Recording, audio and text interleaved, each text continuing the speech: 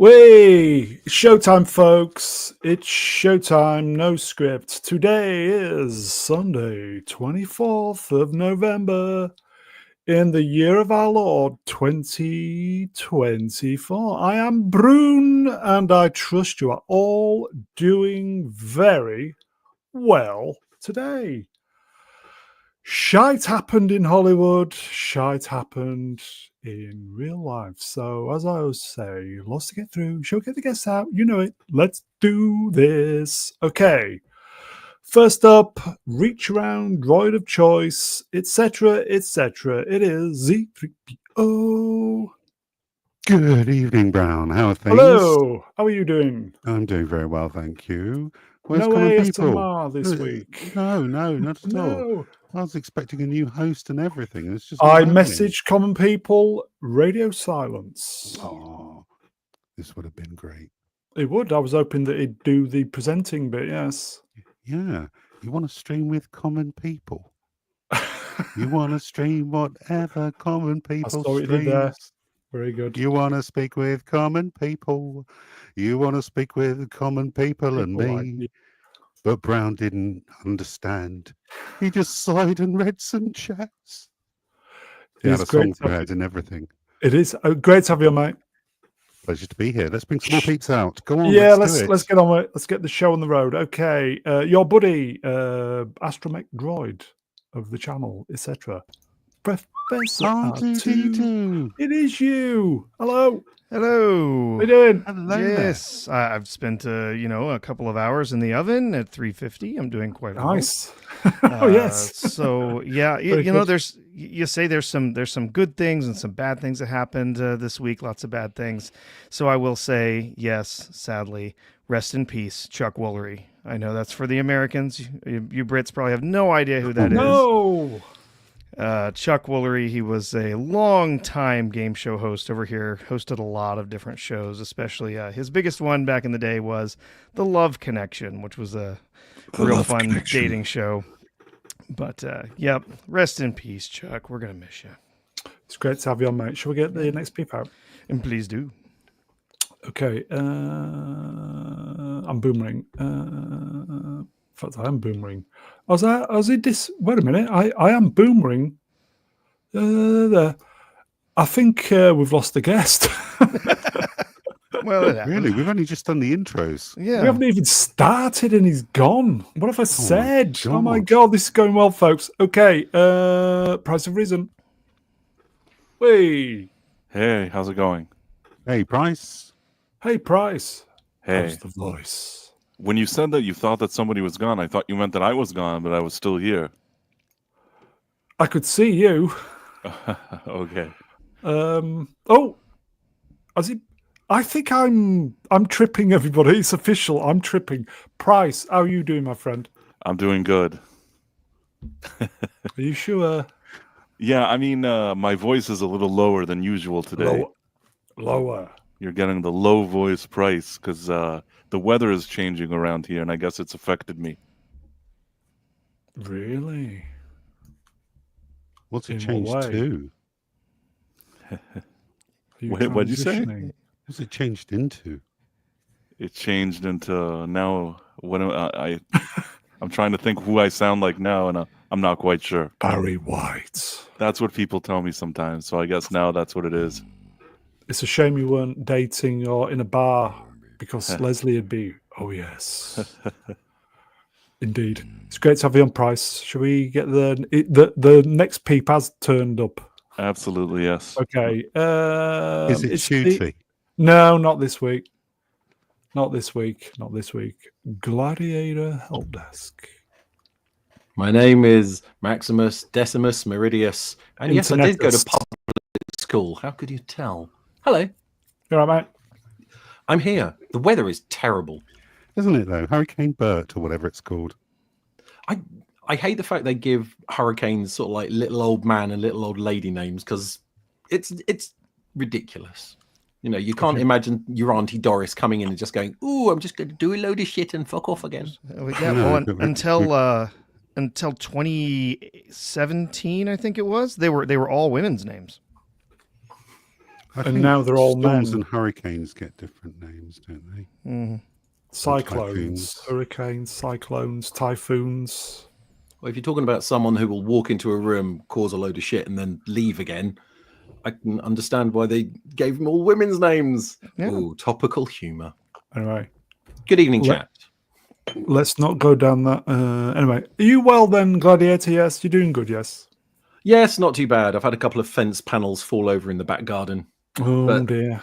Yeah, but there's an alleyway behind my house. It means people can see into my kitchen, which means people can watch me having a protein shake, and it's quite weird. Gotta watch your alleyway, mate. I know. Yeah. Shall we proceed? Onward. Okay.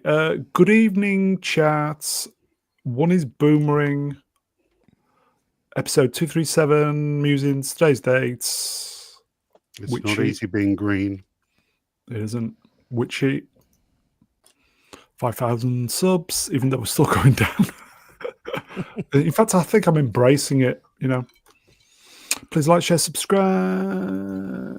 Donate to the channel. Membership's open.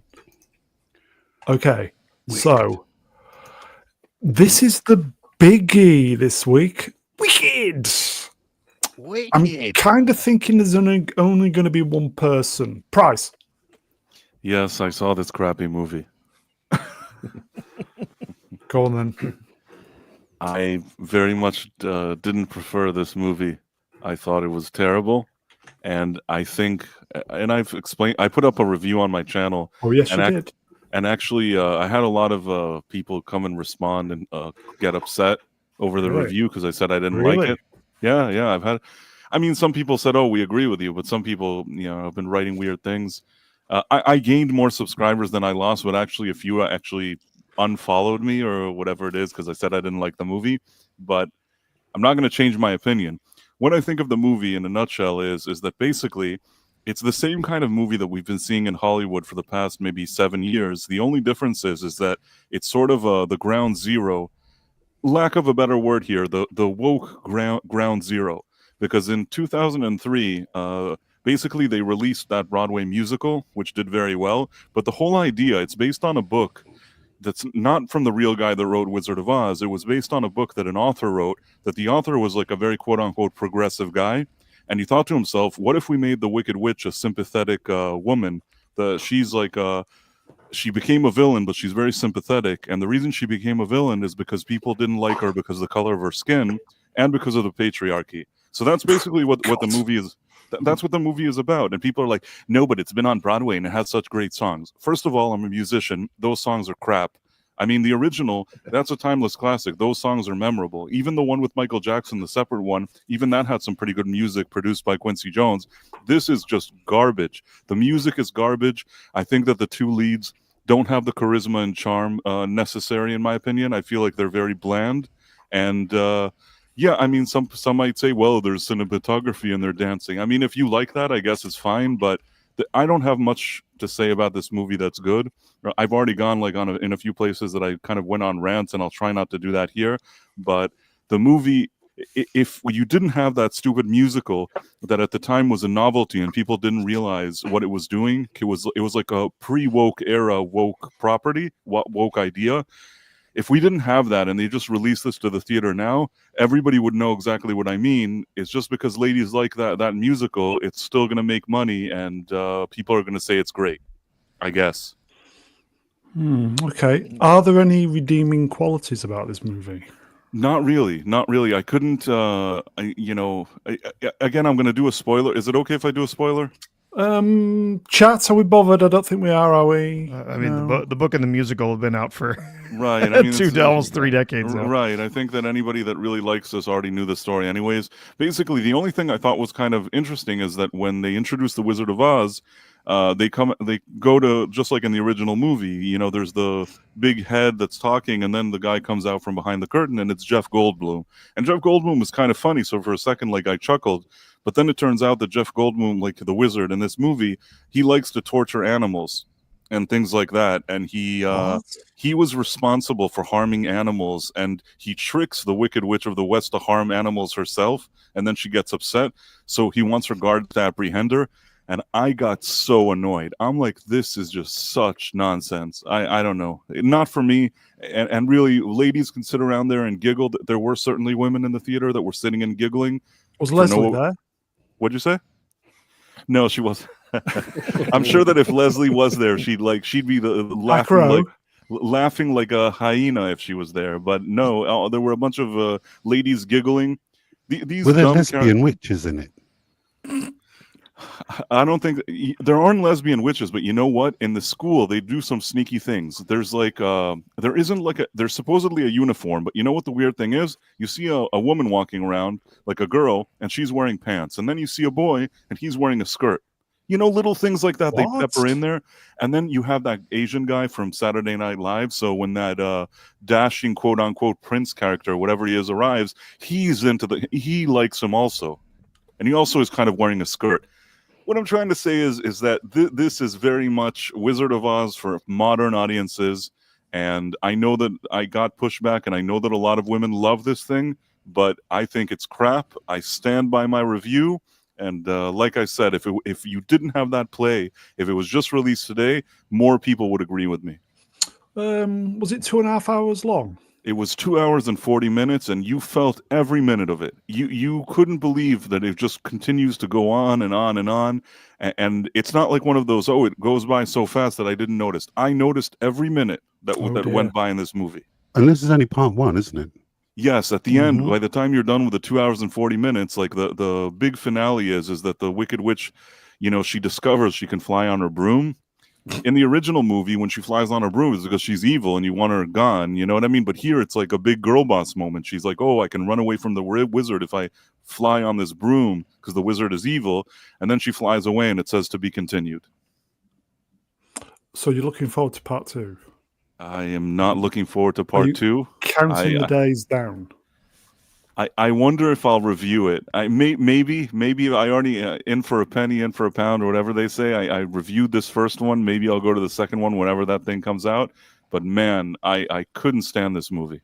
Don't recommend it to anybody. Rotten Tomatoes gave it like a 99. Just like it got more than The Godfather 1, I think. Jeez. Any other panelists? I guess we're expecting the second half of this is supposed to be next year, so at least they're not waiting a really long time for the second half of it. But do you think this is actually gonna make the billion that a lot of people are saying it will? I think so. I think it's gonna make a Barbie type money because there's women all over the world. Yeah.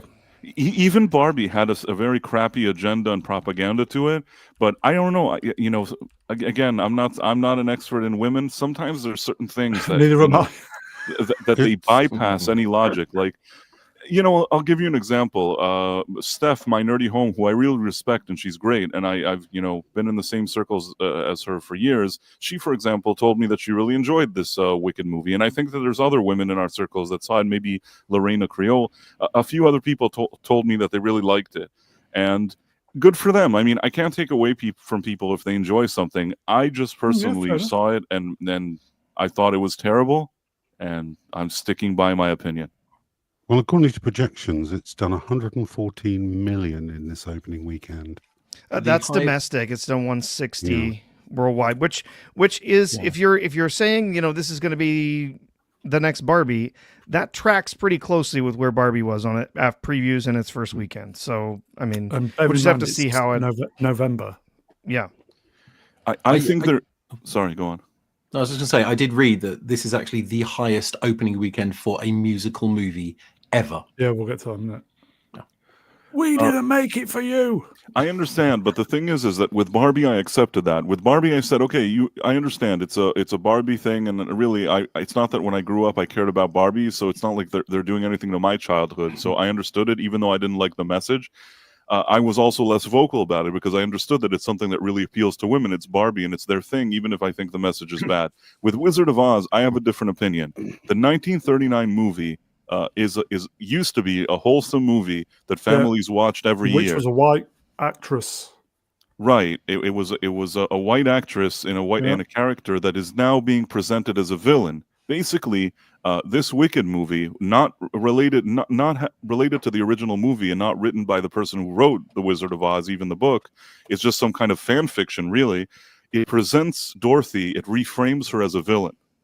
What? And I mean, there's a part in this movie where you're introduced to the sister of the Wicked Witch of the West, who is this very likable, diverse girl in a wheelchair. And basically, when Dorothy arrives with the house getting smashed on the witch, that one that she, the house falls on, that she basically kills, is this very sympathetic, now we know, very sympathetic disabled girl. Do you get what I'm trying to say? Like, they just do little things like that. Dorothy this, and also Dorothy kills basically the Wicked Witch of the West, so she's a villain there. The wizard wants to hurt animals. It's really, really... I don't like this kind of revisionist fan fiction crap. It feels like Raylos wrote a Star Wars movie. You know what I mean? Dear Jesus. But The Last Jedi. Yeah. You talk about, the comparisons with Barbie. Have you seen the other thing that's happening? Because we had Barbenheimer, they're trying to do Glickid and get people to watch Gladiator and Wicked at the same time. No. I don't think that's going to work in the same way. It's What a not. load of old bollocks. Okay. Shall we just start doing some sidestepping? Yeah. Sure. Okay. Wicked debuts with a A on cinema score. Is that good or bad then? Yeah, that's good. Oh, Yeah. Yeah. It means that the audience that was turning out got what they expected to see, and they liked it. So, I mean, probably the ones that are showing up on opening weekend are the super fans, but who knows? I mean, I will tell you, I don't know how it is over in England, but over here, the marketing for this is insane. It is everywhere. There's advertisements. We were at Target earlier this week. Buying toys. Wiki.com. Yeah. No, there are toys on every corner, every end cap. There's advertisements, posters. Wow. They're playing the Wicked soundtrack in the store on a loop. I haven't actually seen anything advertising it. I think it came up in an advert on YouTube once in the past week, but I haven't actually seen it anywhere else. That's unusual. I was going to say, Price, was the film exactly what you expected? I was hoping it would actually be better than what I saw. I thought to myself, you know what? It may be skewed more for a female audience, but perhaps if you grew up and you watched with your family The Wizard of Oz, there's something here that you can enjoy because maybe it has a wholesome element to it. I really didn't know all the little details, but once I came and I saw what this movie is about, I understood that this is, like I said, this is ground zero for the modern era of movies that we're in. I understand somebody even here in the chat wrote, women don't know that and they'll go see it. I realize that it's going to make a lot of money. I've heard also women saying, even women that I talked to that were saying, I'm going to go see it twice, maybe 3 times, maybe 4 times. And if you have an audience like that, and if that's representative of the type of women that are going to see this thing is going to make a bundle. It's going to make a lot of money. It can get an A. Maybe the women that saw it thought it was an A score and all that stuff. I personally... forget about me, you know what? But you bring kids to see this. Families will go see this. I, again, think this isn't a great message. And I said the same thing about Barbie. I understand that we're supposed to give it to them because it's their thing. But why does everything have to have the same crappy message in everything? Normie the Navi. Wicked. Jungle is massive. I salute you. Or you know what? Give me back Star Wars. Give me back Star Trek. Give me back Doctor Who. Start giving me back all the stuff that you've taken with your crappy propaganda. And then if your whole thing is you want to hold on to this wicked thing in Barbie, go ahead and do it. But it can't be. They were like, oh, you got to let women have this. I don't want to let them have it. Give me Star Wars. I'll do a trade. Why don't women accept? Well, why don't they have higher standards and say this is bullshit? I think they just want to turn their brains off and watch something ridiculous. Maybe that's true. I mean, obviously, this musical has always appealed to women, and like I said, there's a history. When it came out, it was a novelty. It was an anomaly. Yeah. So women thought, "Oh, this is so great. We'll go to Broadway when we visit New York. We'll sip some Long Island iced tea or whatever it is, and we'll sit around and watch this thing, and it has funny tunes in it." And I guess it built that kind of fan base already. So. Same with Barbie, that they're like, well, I don't care. I grew up with Barbie. I'll see whatever she does. Maybe these things speak to them, but that's it. That's all. Here you go, folks. Jay Goodwin, Wrenched. Hello, my friend. If women had high standards, none of us would get laid. It's very That's true. That is very true. Very true. Okay. Shall we size up? Okay, this is what you said a few moments ago.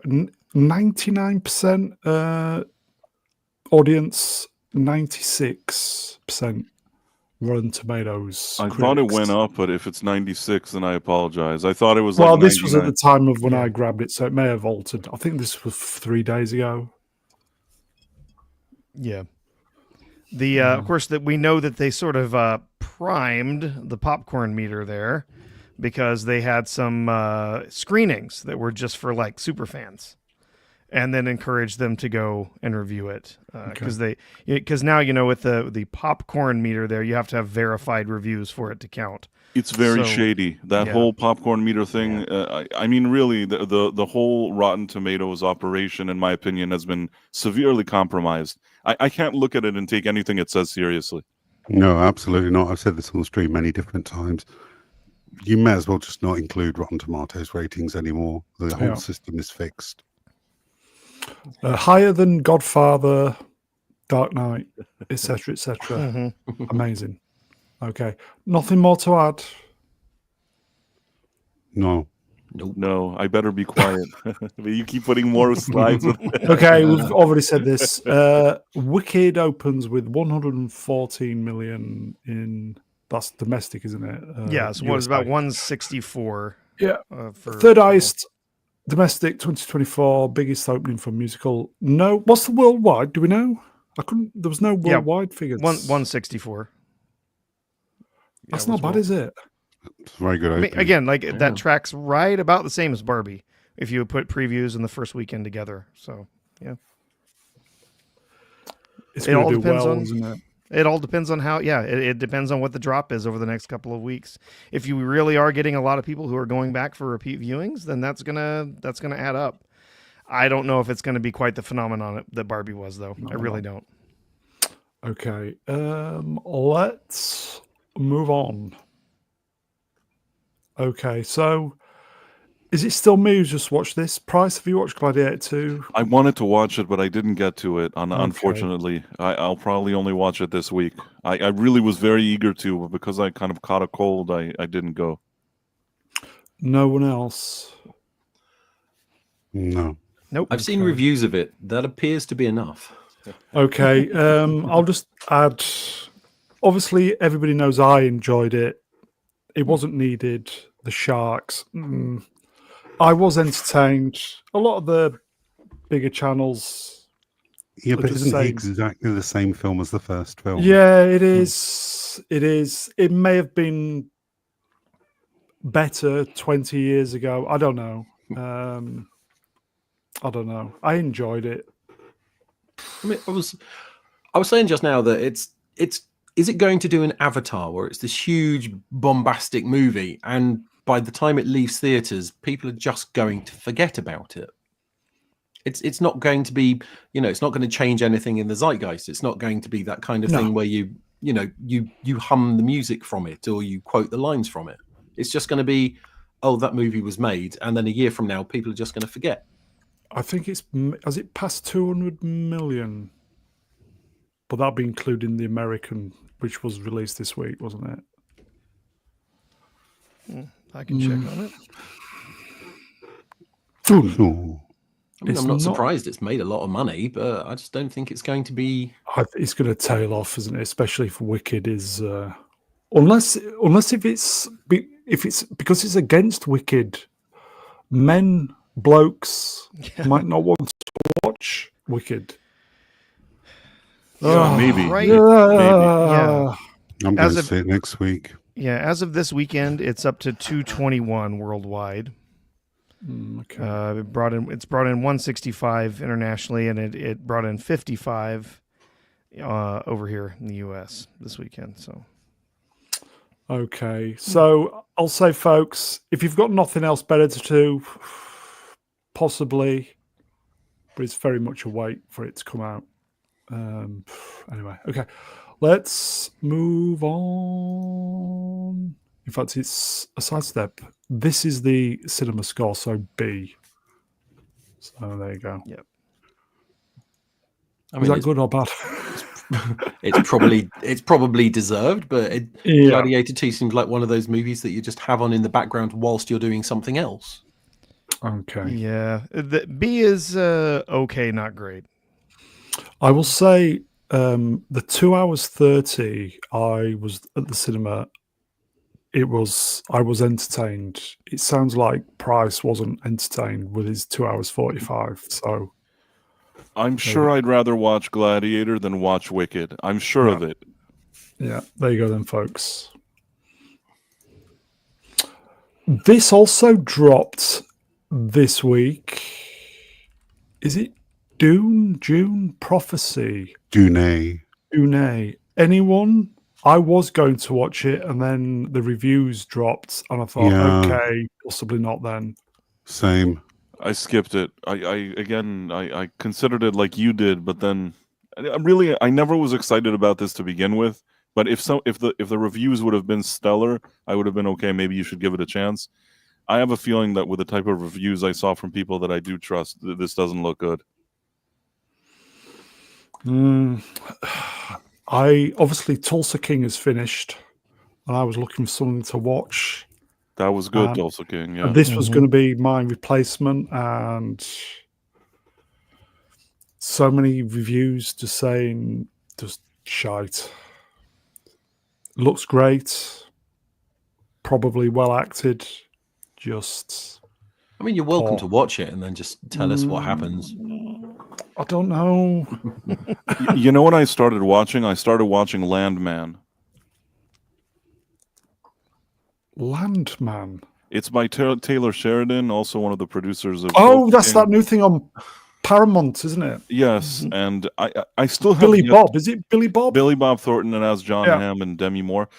The thing is that I need to give it a few more episodes to see how I feel about it. It's interesting, but I just I felt it was a bit uneven in its tone, and I really need to see where the show is going. But it's not a disaster. It's not like I saw it and thought, oh, I'm wasting my time. I thought it's pretty interesting.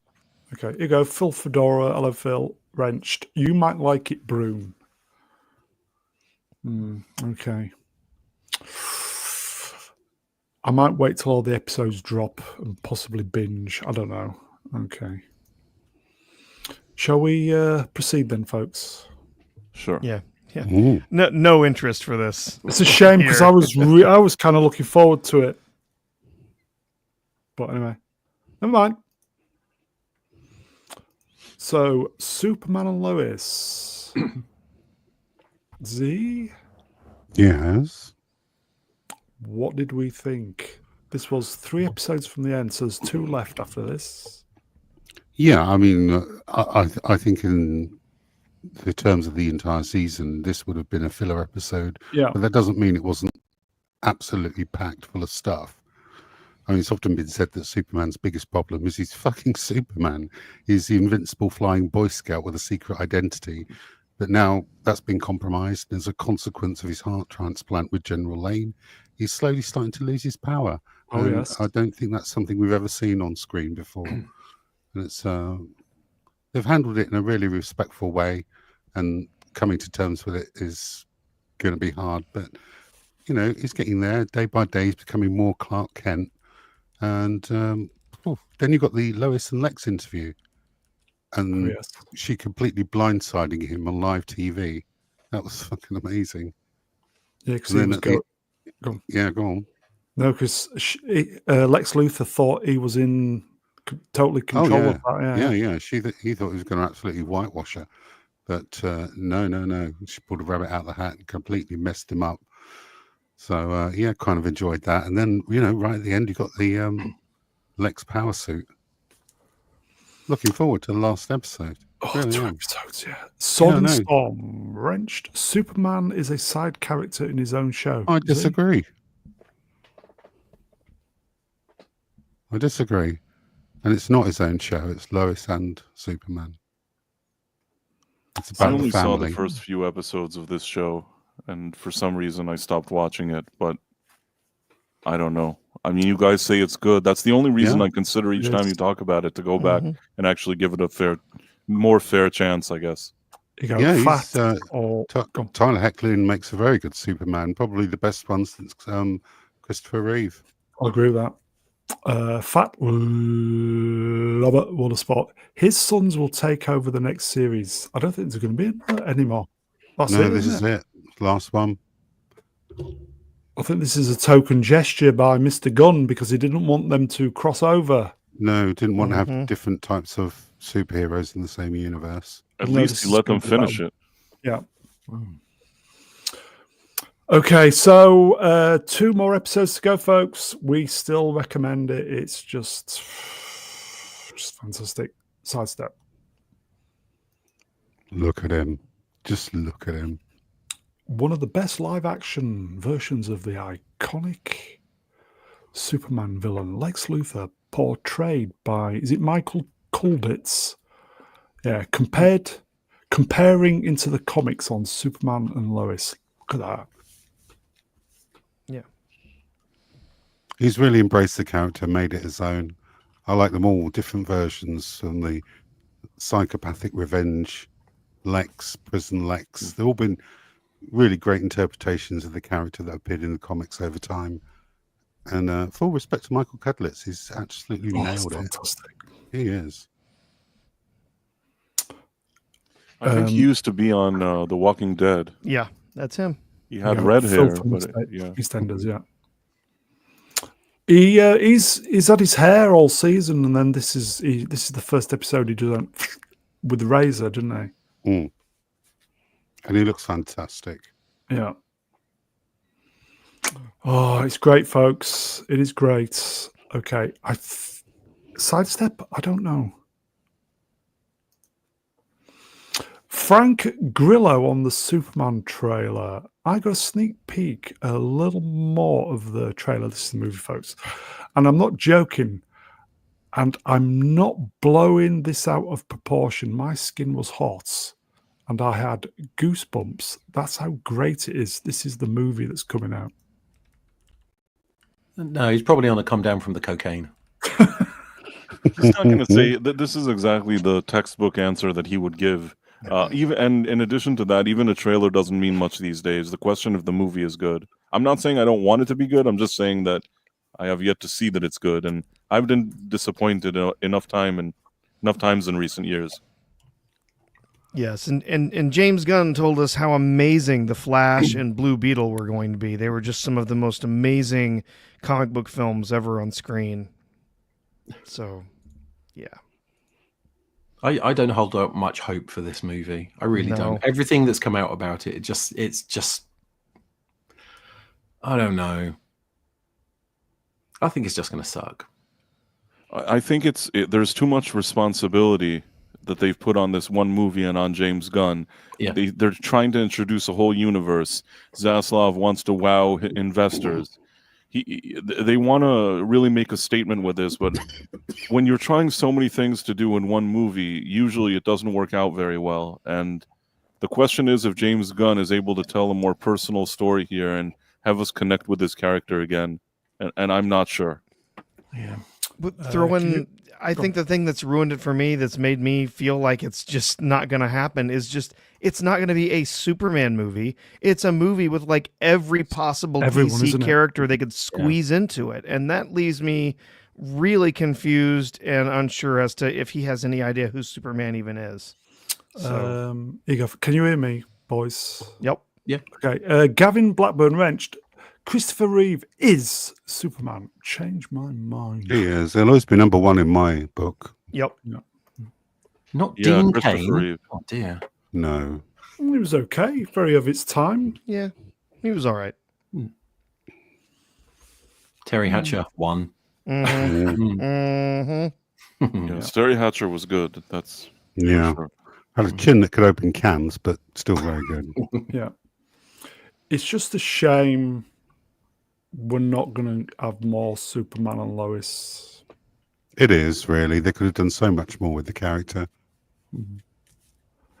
Okay. Let's move on. Anybody see this? Daniel Craig is in talks to star as Sergeant Rock in a Sergeant Rock film from DC Studios. Luca, help me out here, Guadagnino. will direct the film. What? This is DOA. So Sergeant Rock, if I remember, was a sort of like a G.I. Joe type comic book character. He sort of like was a very good sharpshooter, proper American military guy. Have I got that right? Mm. I Why believe is Daniel so. Craig, Yeah, why is all Daniel American Craig playing hero. him? Yeah. Why is Daniel Craig playing him? I don't know, but you know what British. the problem isn't even going to be Craig, not the main problem. The bigger problem is Luca Guadagnino or whatever. I don't pronounce his name well, but that Luca Guadagnino guy, he made that movie with Zendaya, Challengers, which was basically like you think you're watching a sports movie, but then you watch it and it's about two guys that want to bang that are tennis players, God. but they're Oh, both that one, simps. yeah. They're both simps for Zendaya, and then at some point in the movie, for some unexplainable reason, they start making out with each other, and that also ties to the director's preferences. So He's also the director of the current movie that's out with Daniel Craig. that also it's called, and again, it's nothing personal here, but it's a very LG type of movie, the thing that he's doing. And not only that, his whole claim to fame, the reason he gets all these offers and these deals is because he once made a movie with Armie Hammer, who had an affair with Timothée Chalamet when he was a boy. And everybody thought that movie was great, although I have no idea why they thought that movie was so great. Now it looks even weirder than it did then when you kind of look at it now in retrospect. They gave it like Academy Awards and stuff, and everybody praised him that he's so like stunning and brave. I personally have nothing good to say about this director. I haven't seen any kind of film that he's made that hasn't been absolute crap. So that's my take on it. Maybe this is going to be where he breaks the tide. He goes against the grain, and suddenly he and Daniel Craig himself also is a sourpuss, and I don't trust him. So these two together, that's like it's not a good pairing. So the movie's never going to happen. Maybe it's going to happen, but if it is, I don't expect it to be any good. This has all the makings of a flop, unless they both just do everything against what they usually do. Yeah, like they subvert our expectations and make a good movie. Track records mean that this movie is going to suck if it ever gets made. I would say if it ever gets made, folks, avoid, but knowing how good I am at recommendations. You said The Flash would do $1 billion. Oh. Yeah, I think you're right, Bryce. I don't see this guy being able to make a military film. He's going to make a military. They're all going to be, they're going to be. Yeah, all the stuff he does is like romance and LGBTQ plus. Right, all the soldiers. Stuff. They're going to fall in love with each other or something, yeah. And I think that I don't think that's right for this specific property. Okay, sad news, folks. Let's move on. Who saw this week? I saw it. Yeah, it's great. Amazing. Amazing. You know it's good if Star Wars posts are talking about Star Trek. I'm speechless, moved to tears, and angry. 8 minutes brought me back to witnessing the magic of the original Star Trek. Oh yes, it restores the heart of a franchise modern Hollywood gutted.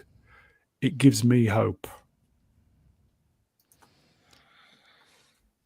Yes. It was so good. It was so impressive. Not a word of dialogue. All of it is done with expressions and looks and and motions. It's all just some characters just interacting with each other.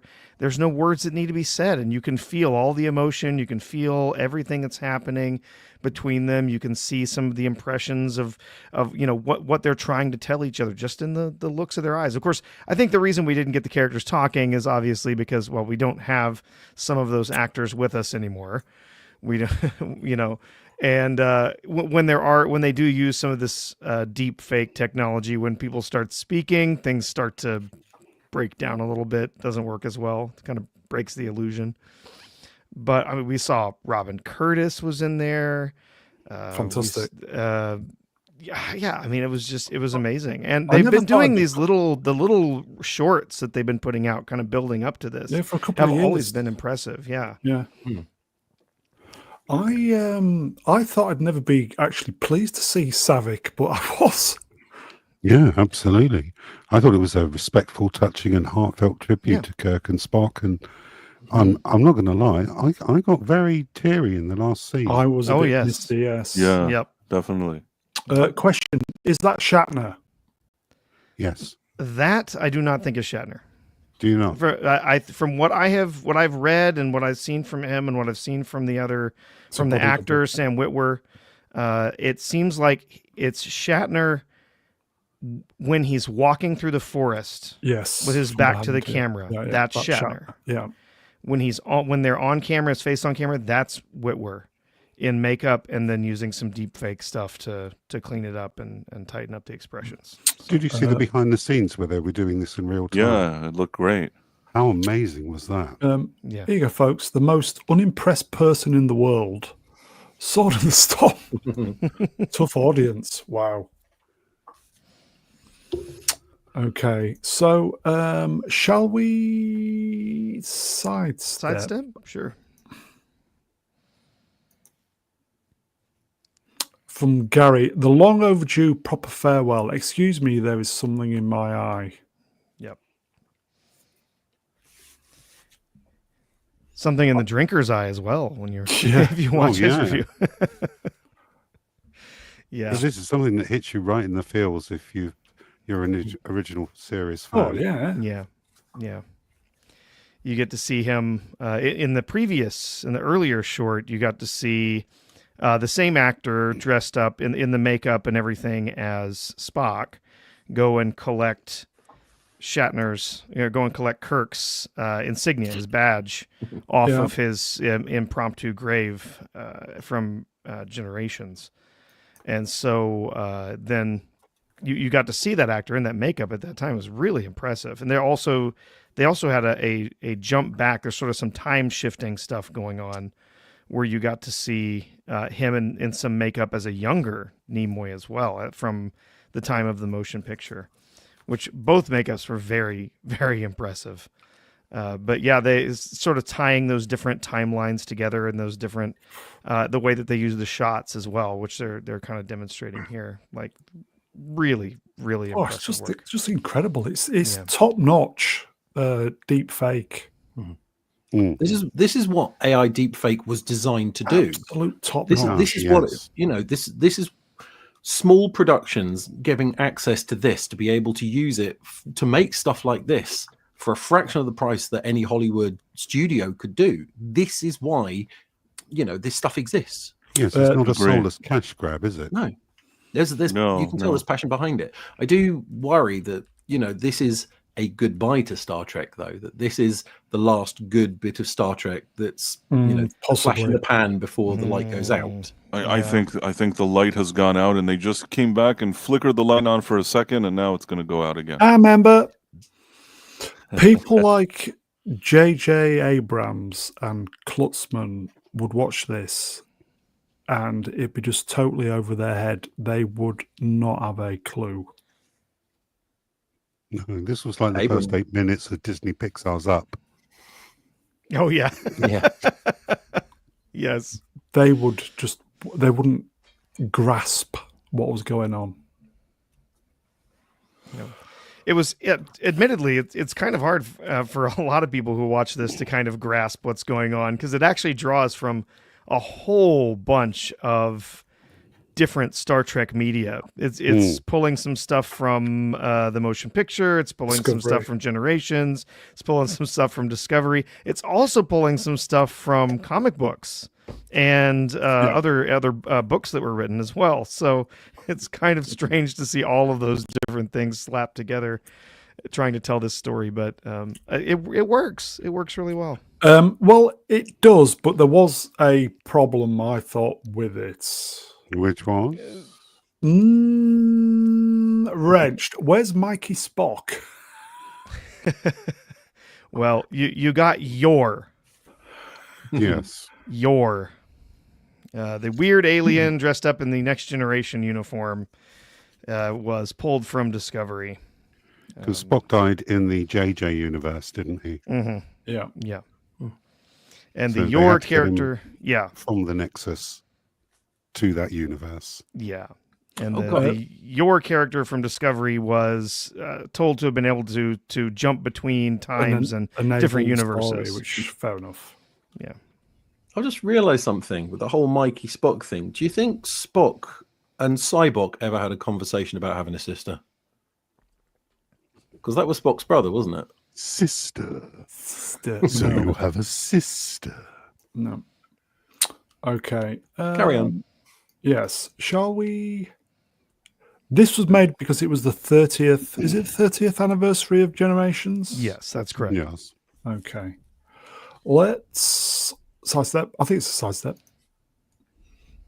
This was the real time video you were talking about with the prosthetics of what's his name? Sam Witwer. Sam Witwer, yeah. Mm-hmm. Doesn't he do the voices for like Obi-Wan on Star Wars? He's He does, done yes. a ton of Star Wars work. Incredible. He was he was the lead for the what were the video games? Force Unleashed, yeah. Right. Yeah. And so he's also done the voice for Palpatine, and he's done the voice for Maul, and now he's played Kirk. This was made with the blessing of Paramount. Yes, yeah, it's got their logo in it. They helped, I guess, at least somewhat fund it, is my understanding. It wasn't a lot of money, but That it was a mostly good came PR from- move. Yeah. I think part of the yeah, stipulation is it's not allowed to be put into the. Is it like the monetized paying domain? It is unlisted. yeah, it's unlisted, and I think you're part of that is that they want you to go through the Roddenberry archive to go see it. It's sort of a way that they can kind of draw some more attention to that. Have you been to the Roddenberry archive? I've been to the. I've seen some of the videos and some of the 3D interiors of ships and stuff. There's some really interesting stuff, some really cool stuff that they've cataloged there. Some really highly detailed 3D models of different starships from the show. And like you had mentioned, the sort of 3D like walkthroughs of the starships. Yeah. There's some really interesting stuff there. It's kind of neat. I think if somebody was to do a GoFundMe or a GoFundMe to do an episode or a film, after seeing this, I think people would definitely, throw some money. Maybe. But this is kind of close things off, so I'm quite happy about that. Yeah. But I think it was especially meaningful to a lot of longtime fans that Shatner's blessing was on this, that the Nimoy's family, that Leonard's family was part of this, and that it wasn't something that was done behind anybody's back, right? It was something that was really done with the blessing of all of these people who've been involved in Star Trek for and not as a decades. cash grab either. Yeah. This is what Star Trek, what could have been, what should be, but instead we've got this, just fuck knows what it is. And Istophobos and me are on the same wavelength. I was about to ask this question. Let's read it. Yeah, that's Istophobos wrenched, and what is that? World of Sport? Is that what you said? Yep. For $2. That's Spock's son from when he upon Fard Saavik. Yes. That is what is meant to be taken from that is that yes, that is Spock's son that he had with Saavik, which was always like a thing. It was originally going to be part of the script for Star Trek 4 that she was knocked Preggers. up. Yeah. And so they pulled that back in into the canon, I guess, or into the story, and that ends up being Spock's son. So. Z, you available, please, my friend? I most certainly am. Bayona Rad for £5 says they need to do a live action Star Trek animated series using this technology. That'll be a really good idea. I mean, it was originally going to be attempted at the end of the 90s, early 2000s. Mainframe Entertainment, who did the series Reboot and Beast Wars, actually proposed reanimating the entire series in 3 CGI. Unfortunately, it never got made, which is a bit of a shame.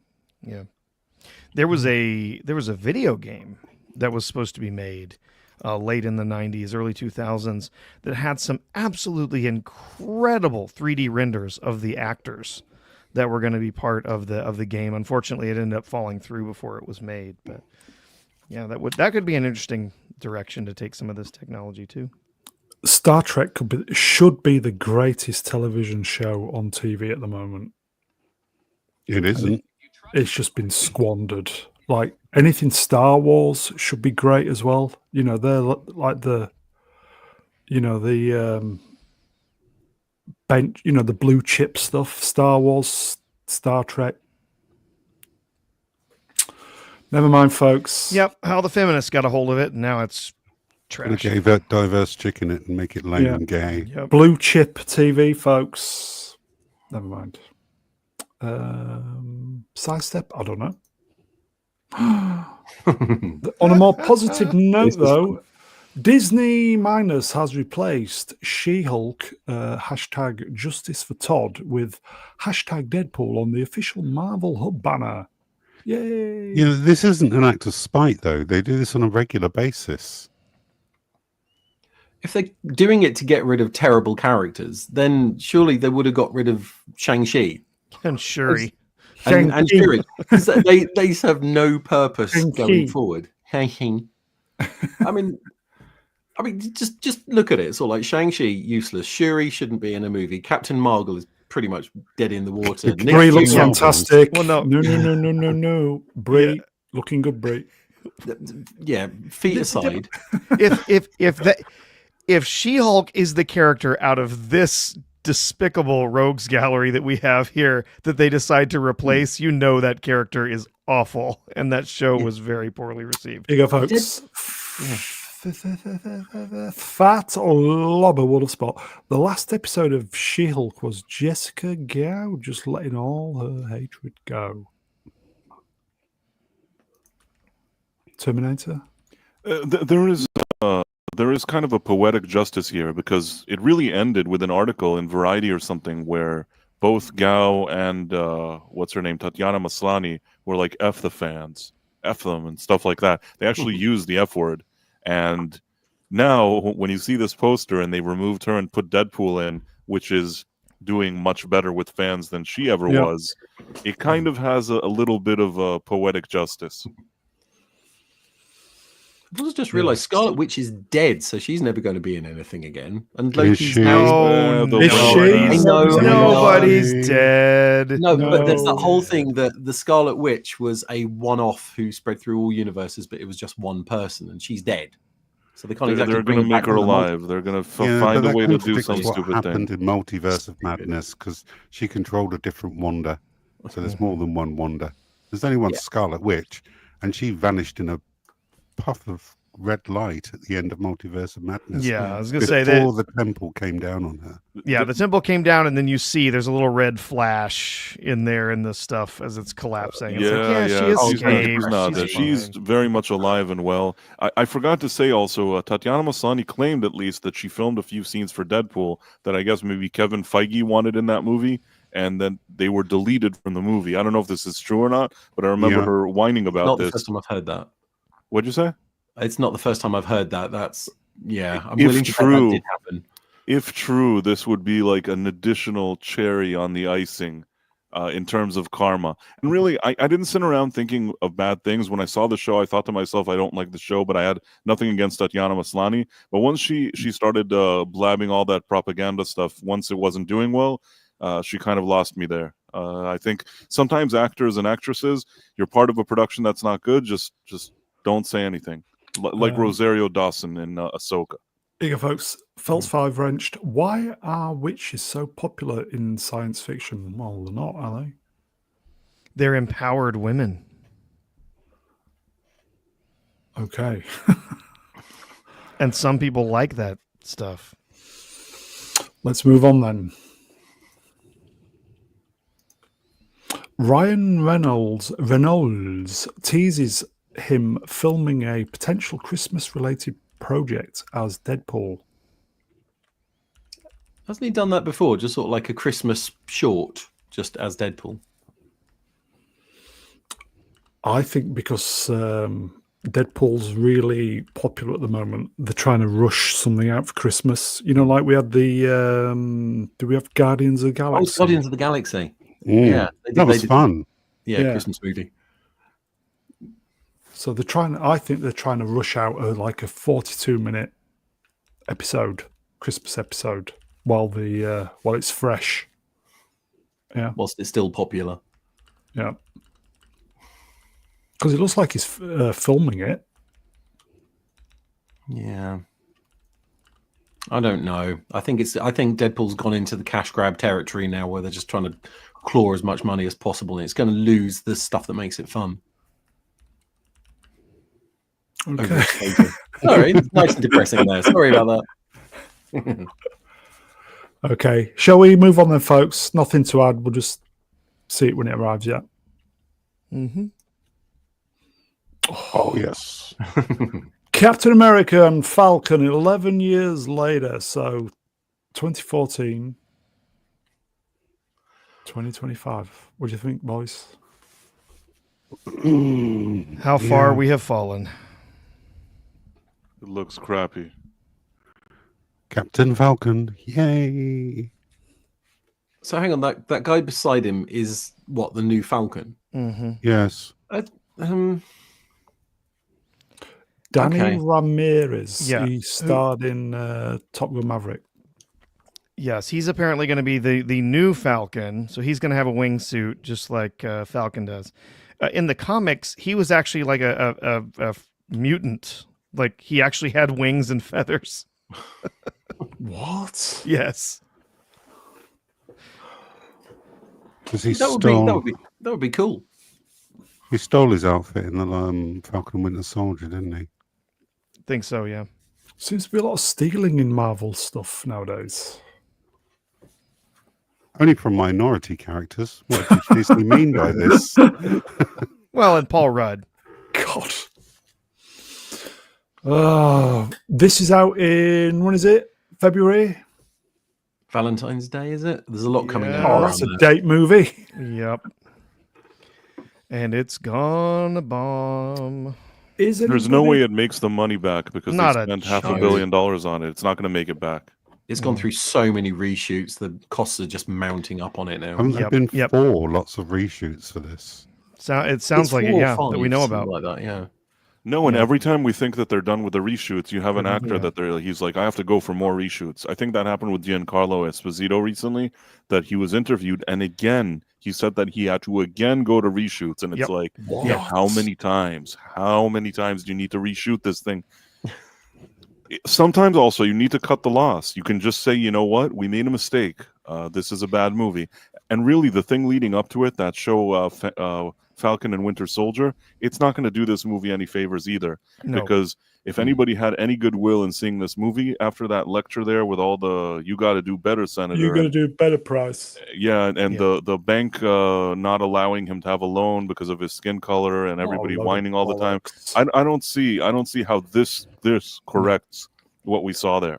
Mm-mm. No, this is at best. At best, this is going to make Quantumania money. So worldwide, that ended up pulling in like 450 million. So if it pulls in that means this movie's probably going to lose them $200 million dollar. Yeah, at least. I agree with you. Any of you going to go see it? Not the cinema. No. Might go to India and watch it. Yeah, but- might sail the high seas. I actually I get to see I think like 14 free movies a month based on the agreement that I have. Yeah, you'll be there, won't you? I can tell. I'll probably be there because I want to review it. If I wasn't reviewing movies, if I didn't generally review movies, I probably wouldn't go. I'd wait for a later time to see it. But as a reviewer, I probably will go see it.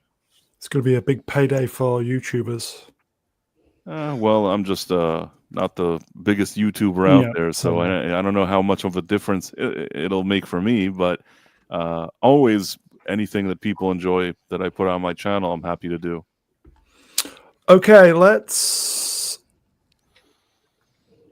move on. Hello. Daredevil Born Again takes place a few years after the events of the Netflix series, says Charlie Cox. Froggy and Karen have found a pretty good rhythm. Matt's made peace with his role both as a lawyer and a vigilante. Then, of course, shit hits the fan. Ooh, is Echo going to be in this series? I hope not. I hope I never see Echo again. Did you say Froggy? Possibly. Foggy. Foggy Foggy. Nelson. I've What are never you seen talking about? Daredevil. How bad am I? Oh no, I think Daredevil I- is excellent. It's I think- excellent, yeah. man. You know, when it was on Netflix, I think I watched the first episode. It is Something was going on in my fantastic. life, and I never watched it. It's after so that. good. I'm jealous of you. I wish I would be in the position now that I would have never watched it, and now I can watch it. Was it on? I think it was. Was it on Sky? I don't know, but you It have might to been watch on it. Sky in the UK. I don't know. I watched Yeah, the it first was- episode. That's not enough. You have to watch more. It's really good. Is it? Sorry, I usually I'm not this aggressive, but you got to watch it. Yeah. Yeah. Did it get 3 seasons on Netflix? It got 3 seasons, Yeah. and I enjoyed them, and I thought it was a great show. And until today, one of the best comic book adaptation that I've seen on Yeah. screen, on any screen, Excellent. probably. I think I did not see the 3rd season on Netflix. I need to go back no. and watch this whole thing again because it's been a long time since I saw it, like right when it came out. And The 3rd season was I actually liked, I think, the 1st season the best. Then I liked the 2nd season, but there were some elements that I had a few notes. The 3rd season was getting closer to the 1st again. I felt like they really, if they had a few little things, they ironed them out and were really heading in a great direction. And everybody was waiting for that 4th season, and they pulled the plug on it It got because of all the shit-canned, didn't it? Yeah. But no, because of the politics with Netflix and Disney. If it didn't Oh. have some weird licensing and politics, we would have gotten at least 1 or 2 more seasons. But because of the dispute between them, yep. they just pulled the plug on it and left everybody kind of hanging. Here you go, folks. Side effect legend wrenched. Him doing the walk of shame will never leave my memory. Yeah, it's the classic. You can't unsee it, folks. Right, Oh, and not only that, She-Hulk also, in 2 seconds unmasks him and bests him and all that other stuff. None of that is fun to watch. Dead. Just awful. God. Yeah, you can't unsee She-Hulk. That show was so bad. So bad. It's like if you wanted to pay money to damage your IP, that's She-Hulk. You couldn't plan a better way to damage it, like purposely. Oh, but they owned the Chuds. Yeah, they sure own them. Now she's being removed from the poster, but never mind. Hashtag justice for Todd. Okay. I think it's a sidestep, folks. First official look at, I'll get this right this time.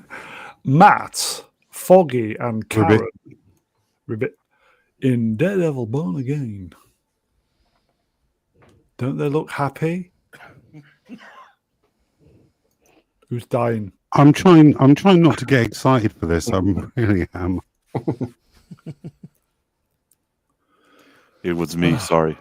Okay. When's it out? Did we say March? March, did they say? March, April? Of next year? This is also a show that they ended up filming half of it, then scrapping the half that they filmed and refilming it, which probably cost them at least $90 or $100 million or something like that. God almighty. They just flushed $100 million down the toilet. That's how bad it was, and then they refilmed it. But it does, at least one thing I'll say, it looked like after they tried their own spin on it, they went back and they brought the original actors. They seem to be at least making a minimal effort to do something that maybe fans will like, but I just don't know if they have it in them. Yeah, Okay. looks like March 4th. Okay. So that's plenty of time. How many series on Netflix? 3? The 3, yeah. Yeah, and throw the Defenders in there as well. Yeah. And those have all been moved over to Disney Minus now. Okay, so that's plenty of time to... Are we hopeful then? Well, forget about the She-Hulk stuff. I don't know, because when it all started out, they said that they weren't using Karen and Foggy from the Netflix series, and then they went back and refilmed a load and put them back in it. So are Disney listening to the criticism? In this case, yes, especially when it came to the Wilson Fisk's Vanessa Fisk, his wife, because initially what they wanted to do was, and this was very strange, they decided that the actress Ayala Zurer wasn't good enough for them, and they decided that they're firing her, basically not bringing her back, and bringing a somewhat Asian actress to replace her, because I guess they wanted something more diverse, I'm guessing. Yeah. And fans didn't like that. They initially started, I believe, filming with the Asian actress. And then suddenly one day, and nobody's ever really made even a statement about this. It turns out that they got rid of the Asian lady, brought back the original actress from the Netflix series, and now she's there. Nobody ever said anything. It just seems so weird to me. Like with all their diversity, they fired their, diverse casting choice. There's going to be something, behind the scenes that no one's noticed. I mean, do you remember when they did the live action Mulan? There was the thank you to the what can I say, concentration camp in China. Yeah. So maybe they just had some deals saying, oh, we'll have a certain number of the Asian continent in stuff, and the deal ran out. So it's all like, right, just get rid of it then. What was the? Go on. There's one final possibility. Maybe the few brain cells that are left in Kevin Feige's head, he understood that this is his final chance, because these shows are doing better. Do you think that's what it is? They're doing better on Disney Plus than all of his stupid shows. Daredevil is considered, and the whole reason they even started Disney Plus is because of the success of these shows on Netflix. It annoyed Disney that they didn't have that service, so they wanted to have their own shows. So at the end, with all of his bravado and all of his big time Kevin Feige name and reputation, he couldn't put one normal show on the air. Now, this thing, he was sort of giving people more of what they wanted from Netflix and making a big deal how he brought these shows to, to Disney Plus.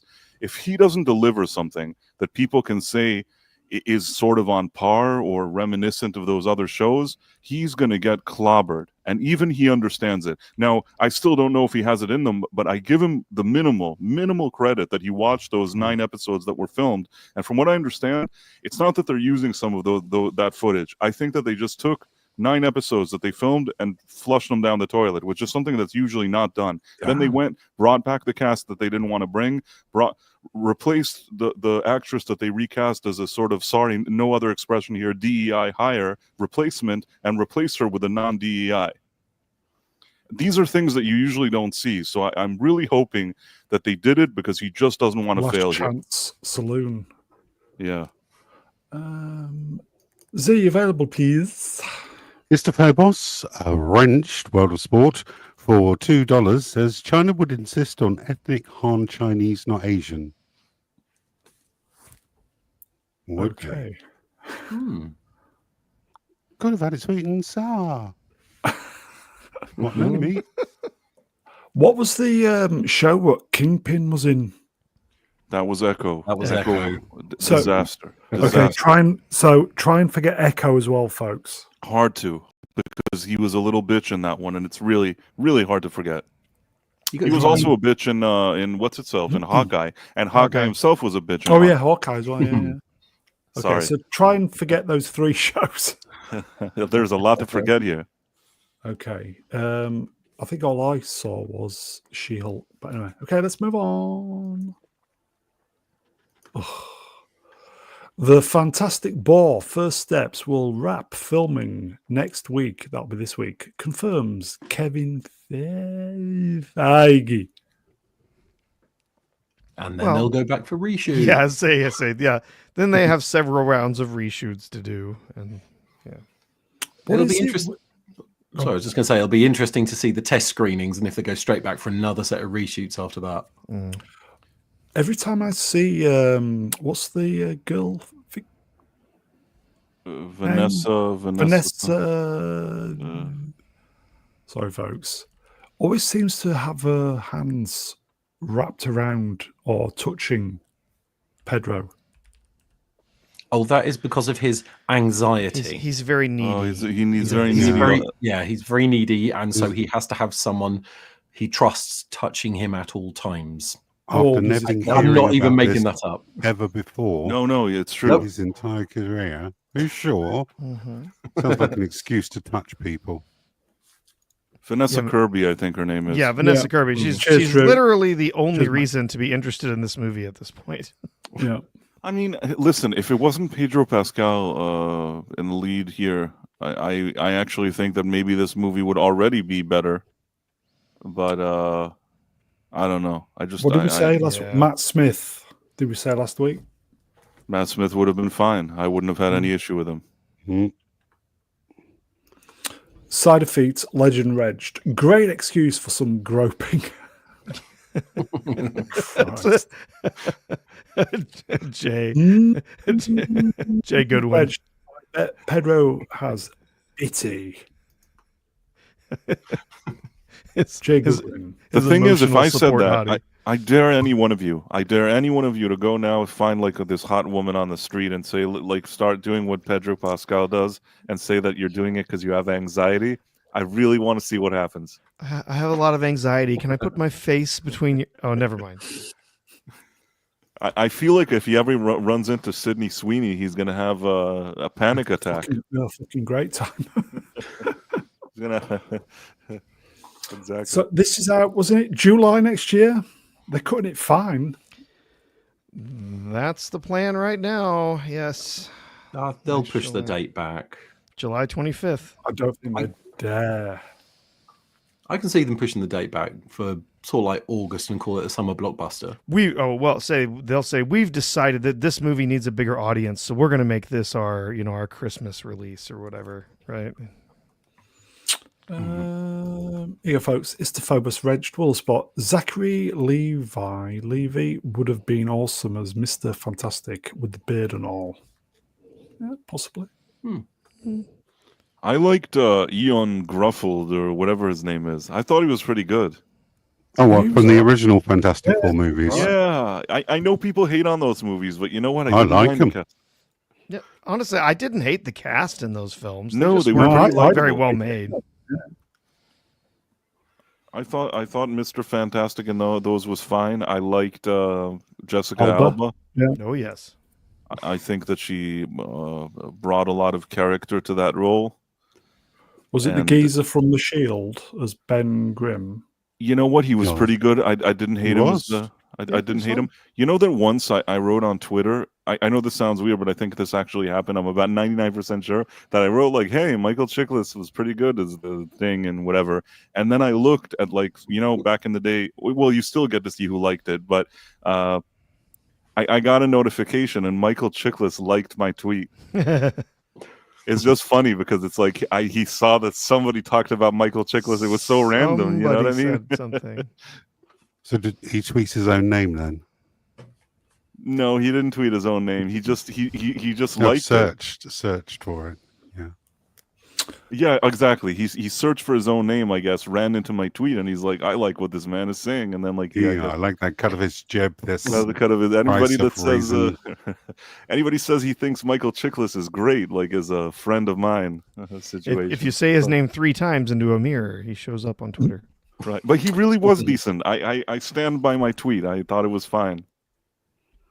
He was awesome in The Shield. It was. He was awesome in The Shield. That actually is a show that's very important because without that show, we wouldn't have had a show like Breaking Bad.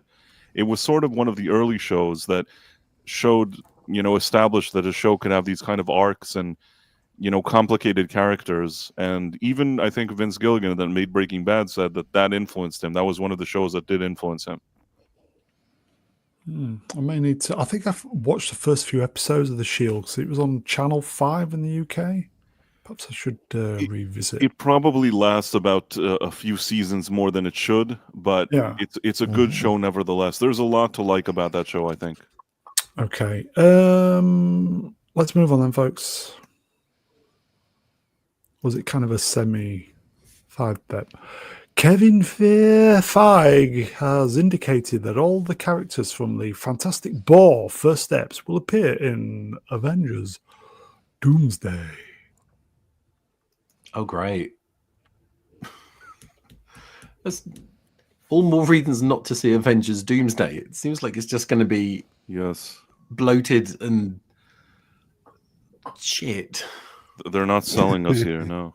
No. Plus, I've got Pedro Fatigue, yes. Yeah. Just too much Pedro. And I of just course worry. now. Sorry. Oh no, go ahead. I was going to say, I just worry that Robert Downey Jr. has come back for a payday, so he's not going to be doing it properly. He's going to be phoning it in, and then Pedro Pascal playing Pedro Pascal is just sort of like the whole thing just looks like it's going to be just shit. It does. They're going with Galactus for the bad guy in the very first Fantastic they're coming in Four hot, film. aren't they? Can't do something like low level, something, fighting somebody in the streets. No, it's got to be a galactic threat, something enormous and Straight in, world no messing. ending. Here we go.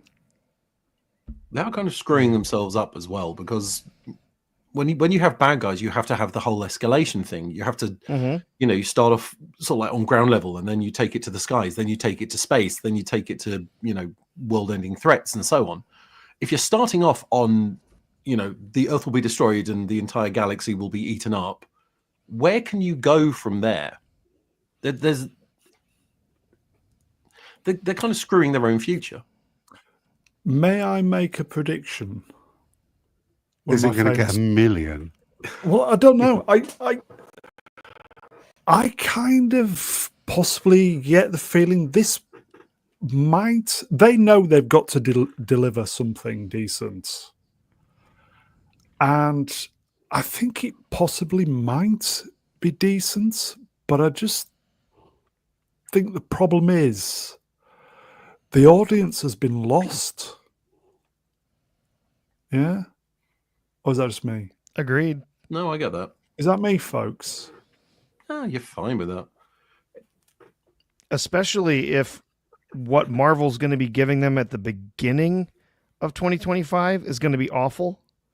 If we're going to be getting a terrible Captain America movie, if we're going to be getting Riri Williams in Ironheart at the beginning of the year, like if the start of the year is going to be terrible, like, is anyone going to care?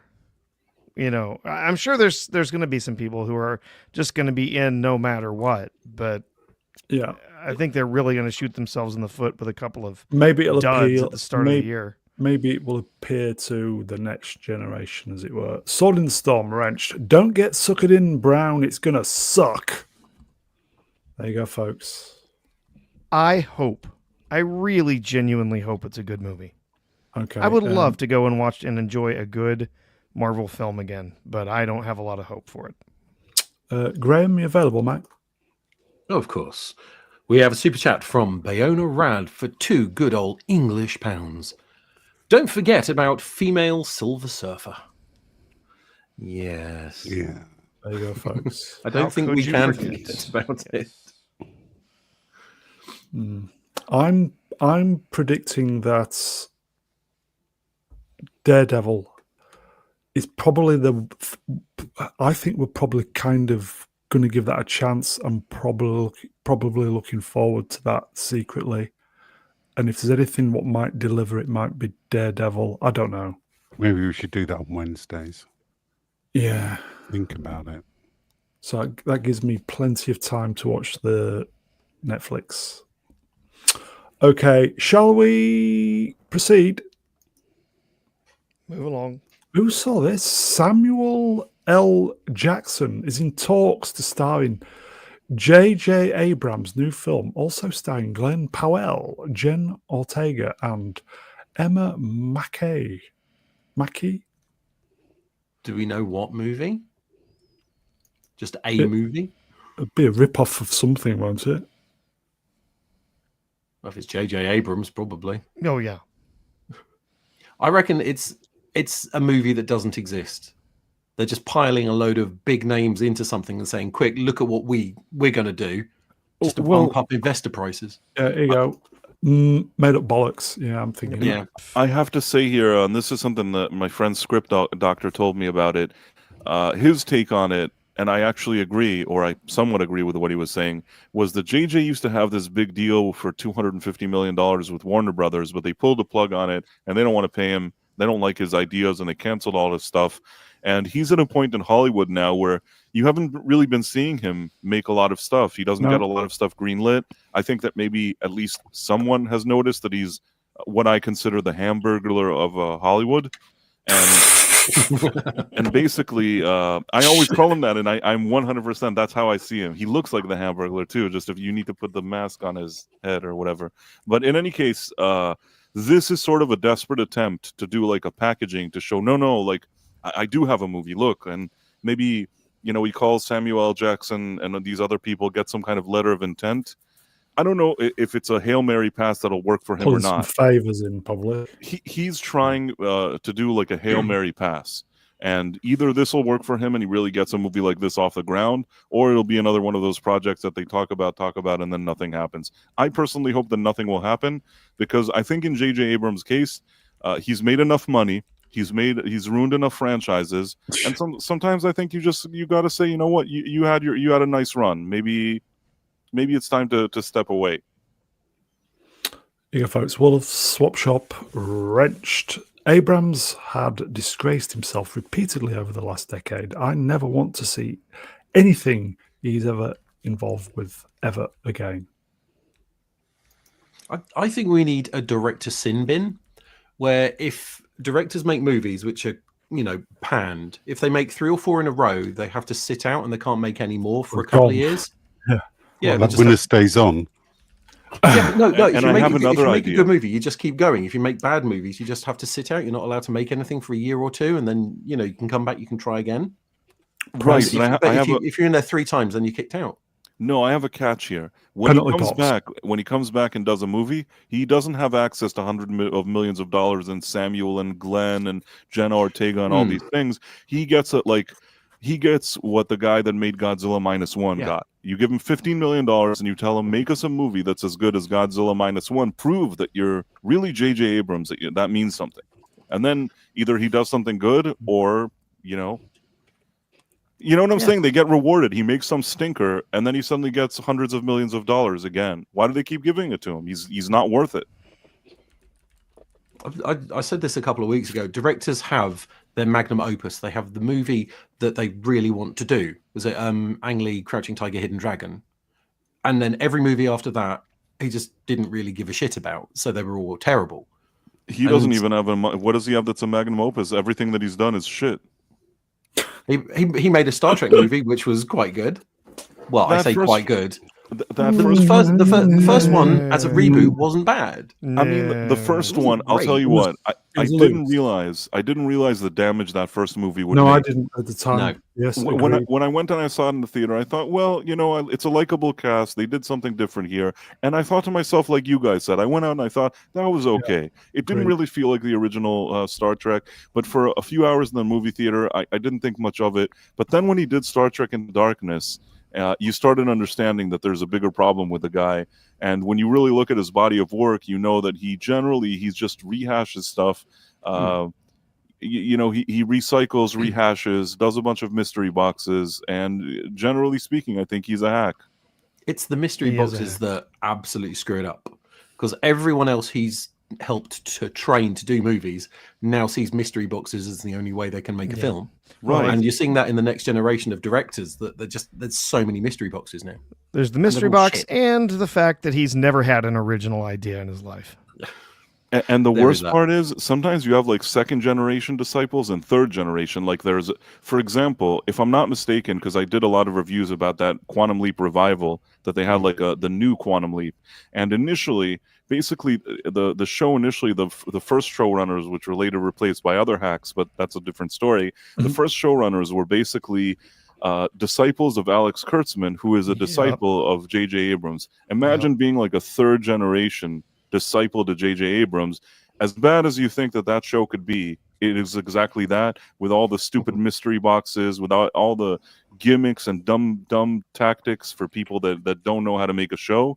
You just saw that play out as you would expect it would. We've got a question. 8.5 inches. Did Price get any STDs? We're not talking about Star Trek Discoveries either. I don't believe that I did. And in any case, I like I said, I sat and had a few drinks with her. Don't know her beyond that. I know she made a terrible Star Wars series. Sure. Was your chat up line, "Hello, I have anxiety"? No, I didn't have any. I didn't say that I had anxiety at all. Okay. Okay. Let's do something. Enola Holmes 3 is moving forward at Netflix. Somebody will direct the film and take what described as a darker tone and skewing a little. What? Right, so Enola Holmes, What? that is the fan fiction of the younger sister of Sherlock Holmes, right? Yeah. Will it have Henry Cavill in it? Because that was the only real draw in the previous movies. Will this movie have Sherlock him? Holmes? Yeah. Oh, God sure? knows. Did anybody watch it? I watched both of them. I watched 1 and 2, and I didn't realize there was a second. There was a second one. There was Enola Holmes and Enola Holmes 2, and I watched both of them. She gay? She's not gay. I've been Enola gay. Enola gay. There is that song. Moving on. But no, she wasn't. She was straight, I believe. You know, I didn't think those were the best movies. They were on Netflix, and they just kind of popped up. I wanted to see it mainly because I'm like, oh well, Henry Cavill is playing Sherlock Holmes, so that could be a cool little 1-2 punch. But really, they don't let him do enough. I almost feel like it's something that he gets paid less for, but he appears less in. There's some key moments and key scenes where you see him, but most of the time it's like, I have to go now, I'll see you later. And then you don't see him for 3/4 of a movie, and suddenly at some key scene he pops back in. And she's just better than him at solving mysteries. Everything, of course. She's the best. Yeah. But if they're going a little darker and a little older, the whole point of Enola Holmes was to be, I guess, sort of like the tween version of Sherlock Holmes to get younger people interested. If they're going to take it older and darker, you're going to lose that audience. But the people it's then going to be aimed for aren't going to be interested because they got actual Sherlock Holmes. The only thing that I would do if I could is that I would bring Henry Cavill, but this time I would make it like a movie that they're both together solving maybe a crime. And then maybe there's something to salvage from this nonsense. But it wasn't as bad as it could have been.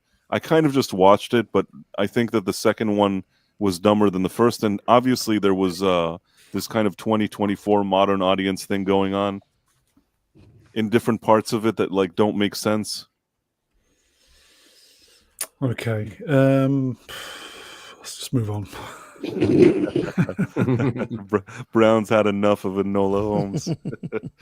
Rumor claims Henri Cavill is in talks for Simon Kinberg's new War of Death trilogy. Yeah, it was. Is this the Star Wars trilogy that's coming out after Rian Johnson's trilogy? Yeah. That one. Mm. That one, mate. Yeah. That one. And after the Ray movie trilogy Yeah. and the other Ray movie. Yeah. And the whole list of projects. Alex Ashkin. Is it Mike Zero's? Probably. Also, Simon Kinberg is like a D-lister when it comes to directors. Here's my theory on it. They can't even get real directors anymore to say they're attached to their projects, because even those directors know that this thing is not going to happen, only make them look bad. So now they're going for like the bottom of the barrel directors to attach to trilogies that'll never get made. And if they happen to get made, they're going to be crap. Yeah, Henry Cavill is as likely to be in these movies as these movies are to likely ever see the light of day. You know what it is? 0 chance. I think Simon Kinberg just met Henry Cavill in a coffee shop and they just got talking and he just went, "Oh, we'll have to do a movie together someday." And Henry Cavill just went, "Yeah," and then walked off. Yeah, all right, mate. Yeah. Yeah, if you say so. And I say, "Oh, he said he would star in my movie."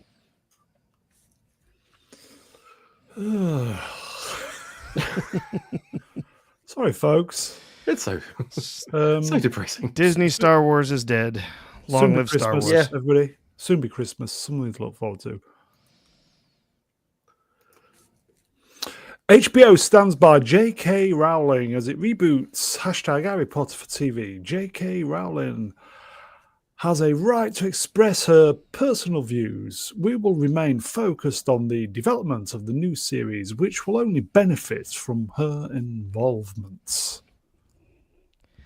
Wow. It's official, ladies. It's time for us to, boycott HBO. Because they're going to let the istophobe. Yeah, the show. game boycott went very well, didn't it? Mm-hmm. There were groups. This makes me laugh. There were groups dedicated to saying we're going to boycott, the Harry Potter game. But Steam shows you what people are playing. Mm-hmm. So the number of people that were in those groups that were actually playing the game was absolutely hilarious. Yeah, everyone was playing it. They brought a ton of attention to it, and people went, "Oh, look, there's a Harry Potter game coming out. I didn't know about that." So they bought it. Yeah. It was very popular. It was. And honestly, it wasn't an amazing game, but it was enjoyable if you enjoyed the Harry Potter universe. It was not awful. Yeah. I think J.K. Rowling herself is a complete Fruit Loop. I don't think, I don't think she should be allowed near, interviews.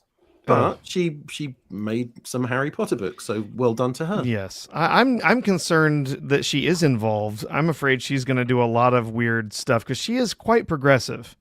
So I'm afraid she's going to be doing some very weird stuff with recasting characters and race swapping and adding in more, more LGBT whatever. Yeah. She did randomly say that Dumbledore had always been gay, and that Hermione was black in the books. Dumbledore, eh? I always feel so for that bloke who had the Dumbledore tattoo, body tattoo. Anyway, moving on. Gavin Blackburn, Wrenched, biggest TV show of 2025. Probably. Let's be honest. This is surprising from Hollywood today. That there's been this much change that they're not going to bow to pressures from. It's Warner's though, isn't it? And Warner has Zaslav, which is he's not as progressive to begin with. Now he can he feels more confident to be less progressive, I guess. Yeah, especially now. Yeah. It's still improvement. It's still something, I guess. Okay, I'm totally with Atom Gray though. Bin. Yes. I think I watched the first half of the first movie. I knew I was going to hate it, and that was it. Denzel Washington reveals that the Equalizer 4 and 5 are in the works. They want me to go get the bad guys. I'm on for that. I have no issue with it. Do it. Did we like the last one? Yes, actually. The third one was better than the second one. The first one is still the best, but if they can do something that's along the lines of the third one, make 4 and 5. Denzel is a good actor. I understand he's getting older, but I'm willing to watch it. If they build a good story, some good crime story, I'm willing to watch it. Yeah. Getting older, but no less talented. No less talented. I think is Equalizer 3 still on YouTube? I watched it on YouTube. It was on Netflix for a while, but it's a good movie. Yeah. Was Pedro in number 2? I quite enjoyed 2. Was he a number 2? I think Pedro was in 2. I'm sure he was.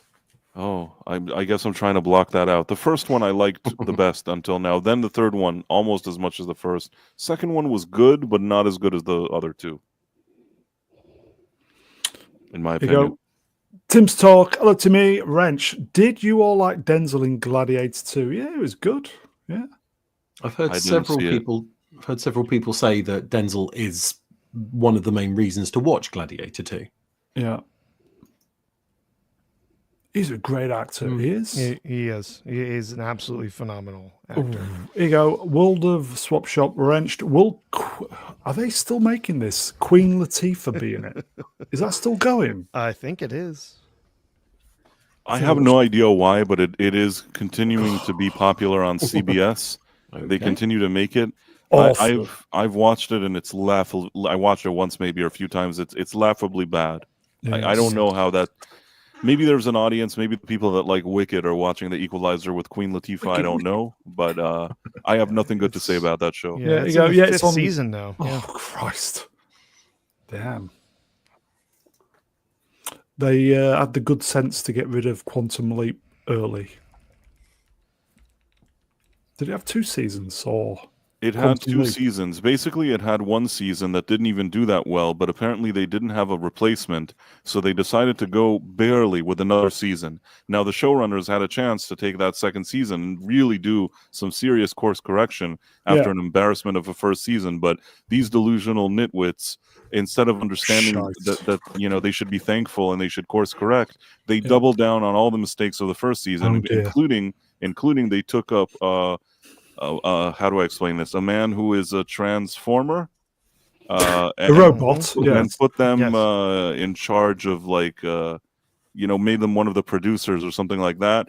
And you could see very well that that's what happened. Oh dear. So, and it's not even, I didn't even know all of this. First of all, I just started watching and I thought it was terrible. At the end, at a much later point, I understood that they even gave that person more status and more things. And I saw interviews that person was saying like, oh, we want to do social change just like the first Quantum Leap did.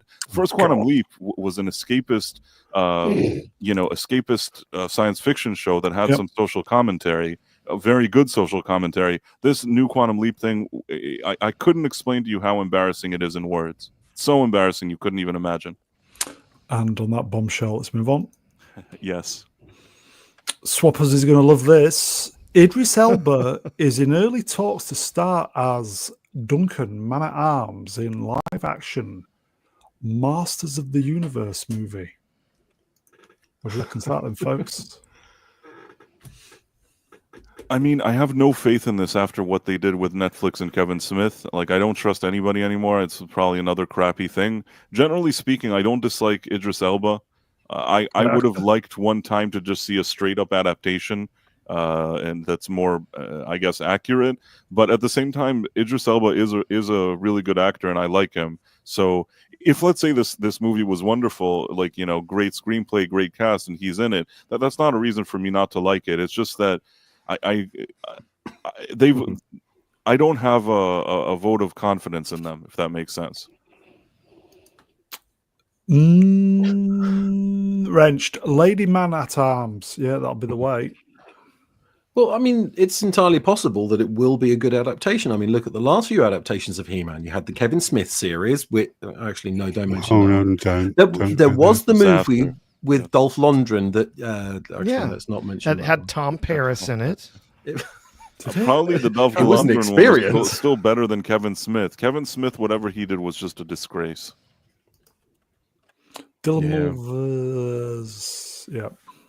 I'll give this a chance. If I see like a trailer, I see that there's good actors and it looks like somebody competent made it, I'll give it a chance. But man, do they have to work hard to earn my trust in anything He-Man related. They, them at arms. It's an oldie but a goodie. Okay. Yep. First episode of the Kevin Smith He-Man I thought was very good up until the last 5 minutes. And then Until it didn't have He-Man in it yeah. for the whole series. Yeah. Yeah. Last 5 minutes just went deep end shit. So anyway, let's move on. John Watts says that he cancelled the movie Wolves sequel after Apple took away the first film's theatrical release and moved it straight to streaming. I quietly returned the money they gave me for the sequel. Apple didn't cancel the Wolves sequel. I did, because I no longer trusted them as a creative partner. You reap what you sow, I guess. I mean, that they if there was some agreement or even some handshake agreement that this was going to be in theaters and Apple didn't hold up their end of the deal, I can understand John Watts being pissed. I just don't know what agreement they have. I mean, also a lot of times the studios, they control the IP, so they can also tell them, okay, get lost, we'll do it without you. But I don't know what their deal was, so I don't really know what to say. It's ballsy though, isn't it? Well, I mean, there is another thing that if they don't have any confidence in it going out in the theaters, I mean, it's got a 6.5 out of 10 as average set of reviews. If they don't have any confidence, they just stick it straight on streaming so that they don't have to worry about, incurring the huge losses involved very publicly. Whereas on streaming, they can hide all the numbers. I personally don't even look to see movies with George Clooney in them. I think he's super annoying. He's way too political, and he's annoyed me in a way that I think I didn't like the fact that he went and started writing articles in the New York Times, basically leading a change of candidate for a political party. Yeah, it was him who did for Biden, wasn't it? Yep. Yeah, I mean, he went to the New York Times and wrote an article that appeared like on their front page that he's basically saying they need to remove Biden. And he basically flexed his muscle. He said, I'm Mr. Hollywood, you got to remove him. And that really is what started the process. Now, I don't care who you voted for. I think that you're an actor. At best, you're just a pretty okay actor. You've been in some good movies, mainly because there's like an ensemble cast. You're pretty decent in playing George Clooney, but it's not like he has much of a range. Instead of just embracing whatever career he has, he's like, no, I'm going to go and dictate what happens now, like in my government. Like, I'm going to say who's the candidate. And you know what? I don't like that. I think that the guy overstepped. And I think that he should be grateful that anybody even saw him in his stupid movies and that he has a career and that he has money. Sometimes you just, you got to say thank you. Drink some Nespresso or whatever it is that he does and leave everybody alone. Okay. Anything to add, anybody? No. Okay. Z, available to read a super chat, please? I most certainly am. Lost for words for £2 says Idris Elba is the Black Pedro Pascal. I disagree. I like Idris Elba a lot more than I like Pedro Pascal. I'll agree with that. Thank you, my friend. He might be a little overexposed. We see him in a lot of stuff, but he's good. He's good, and there's something about the way he carries himself that doesn't come off as annoying as Pedro Pascal. I don't hear him like, I have to touch women because I feel anxious. I don't hear weird things. He looks like the women like him, and he doesn't have to make much of an effort. You know what I mean? You go, Kendrick Lama, my friend. Both are oversaturated. Okay, let's proceed. A couple of Karate Kid things. Here we go. Karate Kid Legends takes place 3 years after Cobra Kai. I still haven't seen Cobra Kai, the new season, yet. Have you not? It's pretty good. I enjoyed it. Very enjoyable. Is it good? Yeah, but, it is, but I'm not looking forward to the film. It's not got Johnny Lawrence in it. Why is he not on the poster? Also, this whole thing with this Legends, not Cobra Kai, this Karate Kid Legends, it's basically it's some kind of cash grab. Will Smith, he has rights. He bought some of the rights to the Karate Kid. He's one of the executive producers of Cobra Kai, along with Sony, and he did that movie with his son, Jaden and Jackie Chan back in the day. So there are business decisions here that were made that they thought to themselves, why don't we expand this universe? Why don't we do more things? And for them, it's more of a business decision. As opposed to the Cobra Kai show, where it was three guys that really loved the original series that, like, from a place of passion, wanted to do some cool project. Yep. This feels like somebody in a boardroom sat there and thought, what if we just connected between all of this and made a movie? And something feels too cash grabby, too corporate about it, and I'm not excited to see it at all. Okay. Yep. Let's. This is a sidestep, folks. Who saw this? Ralph Macchio. He got his star this week on the Walk of Shame. Who kicked up his 75 $5 grand? grand. Yeah. I mean, was it always that you have to pay 75 grand? I think back in the day they just used to give you a star. Now the fact that you have to start working through publicists and the people paying and whatever, it just kind of takes away some of the glory. I like Ralph Macchio and I like him in The Karate Kid, but I don't know. I don't get excited with this kind of Hollywood star anymore. It just seems kind of dumb. Did anybody see the Coldplay have released a single the other day, which is basically The Karate Kid, and it has Ralph Macchio singing. Anybody see it? It just popped up on my feed. I didn't see this at all. This I sounds missed very that weird. Yeah, it's just him miming, and what's his face is singing. Chris Martin is singing Yeah. and he's miming. Okay. Yeah. It's better than him singing, I suppose. So something's going on, in terms of the publicity. It's free advertising. Yeah.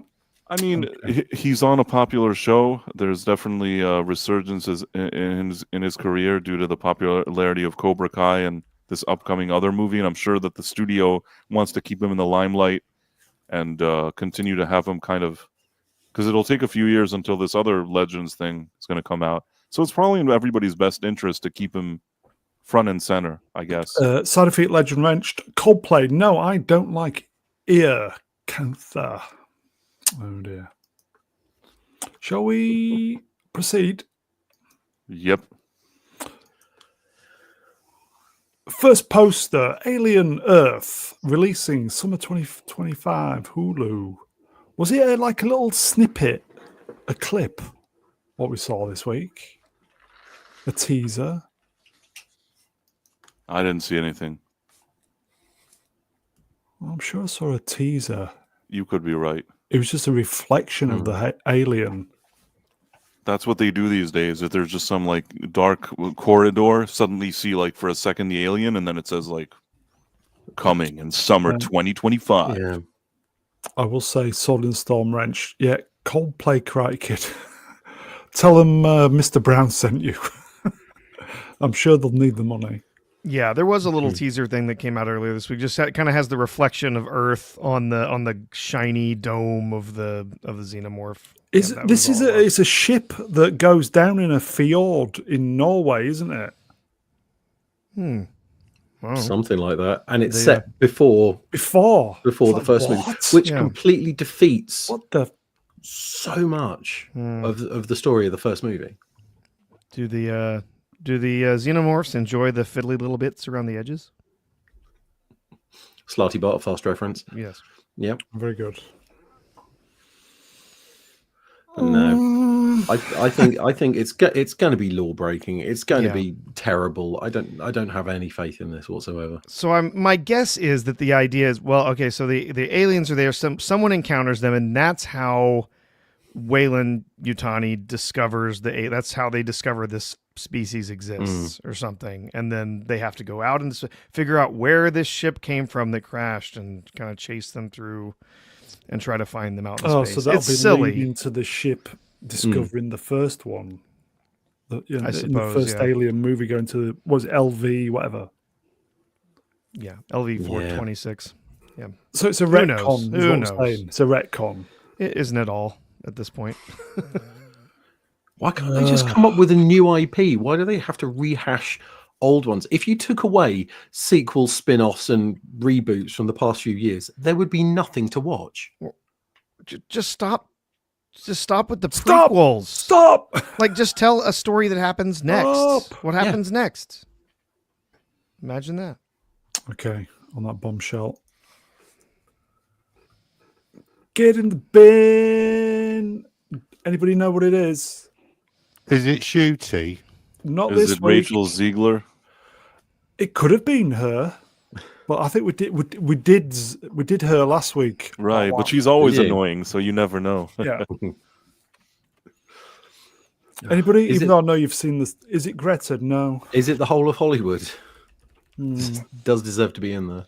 Be a long show. Is if it was... is it Ellen DeGeneres and how that she's invading your country?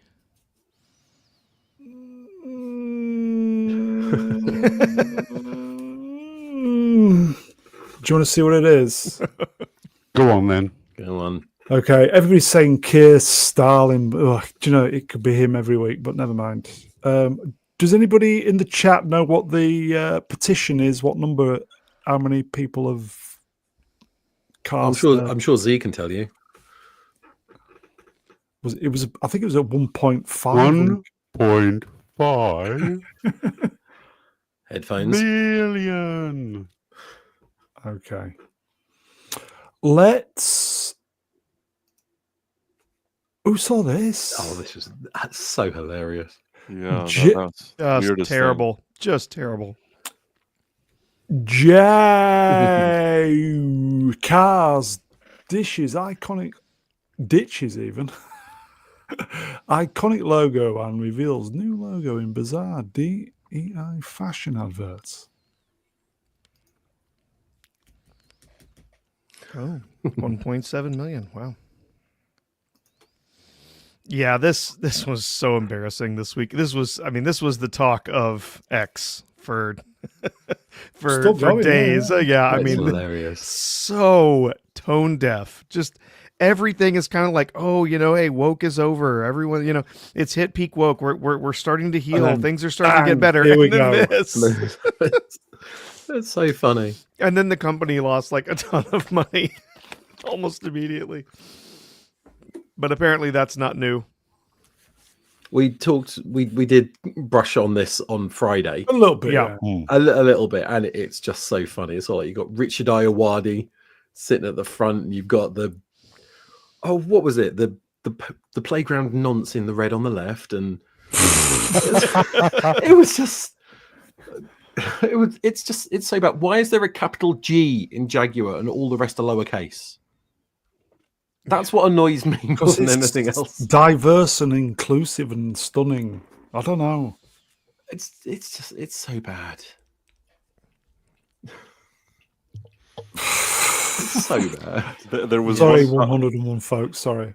there was one comment that was very inappropriate to the original commercial that I saw. That until now, when I think about it, it makes me laugh. But I couldn't repeat what I saw because I don't want to get anybody in trouble. But Is it swapping an F out for one of the letters? Oh yeah. Yeah. yes, Yeah. I don't know why. I mean, when I saw that, I just kind of burst out laughing. Yeah.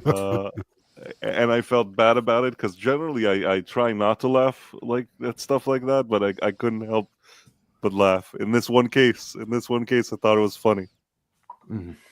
In a And pink hasn't the Jaguar. marketing director come out and said you're all bigots? Yeah, here you go. That was funny Not too. liking Yeah. it. We've actually got a few slides for this, folks. Oh boy. Okay, so this is the ad. Well, the director, isn't it? The advertising director. Man behind Jaguar's new woke rebrand is BLM supporting American designer who has bragged about establishing over 15 DEI groups at the car maker. Santino Petrosanti Pietro Santi. previously boasted about his push for diversity at Jaguar, saying, "We're passionate about our people and we're committing to fostering a diverse, inclusive, and unified culture that is of not only the people who use our products, but in society in which we all live." Yay! We're saved, everybody. Does he know the people that use their products? Did he not get the memo from Bud Light? Yeah, even Bud Light have actually changed course now. They've Yeah. made Yeah. I was They going to made that advert of the bloke sitting on a sofa just looking really confused. Yeah. Well, let's remember that they are moving towards entirely electric cars, and there's a large they? portion. There's a large portion of the U.S. audience that's not going to be buying Teslas anymore. So I think that's who he's hoping to bring in. I want to know about the 15 DEI groups. Can anyone name 15 DEI groups that need to exist at a car maker? Hmm. BLM. So people of color, 1. BLM. Oh, you got to count all the different colors Yeah. because BLM. yeah. BLM, possibly. Oh, I don't know. I don't think that one counts because that's racist if you talk like that. It is. It Shall is. we sidestep? Of a lot of reading here, folks. Sorry. Jaguar boss defends woke DEI advertisements, accusing critics of vile hatred and intolerance.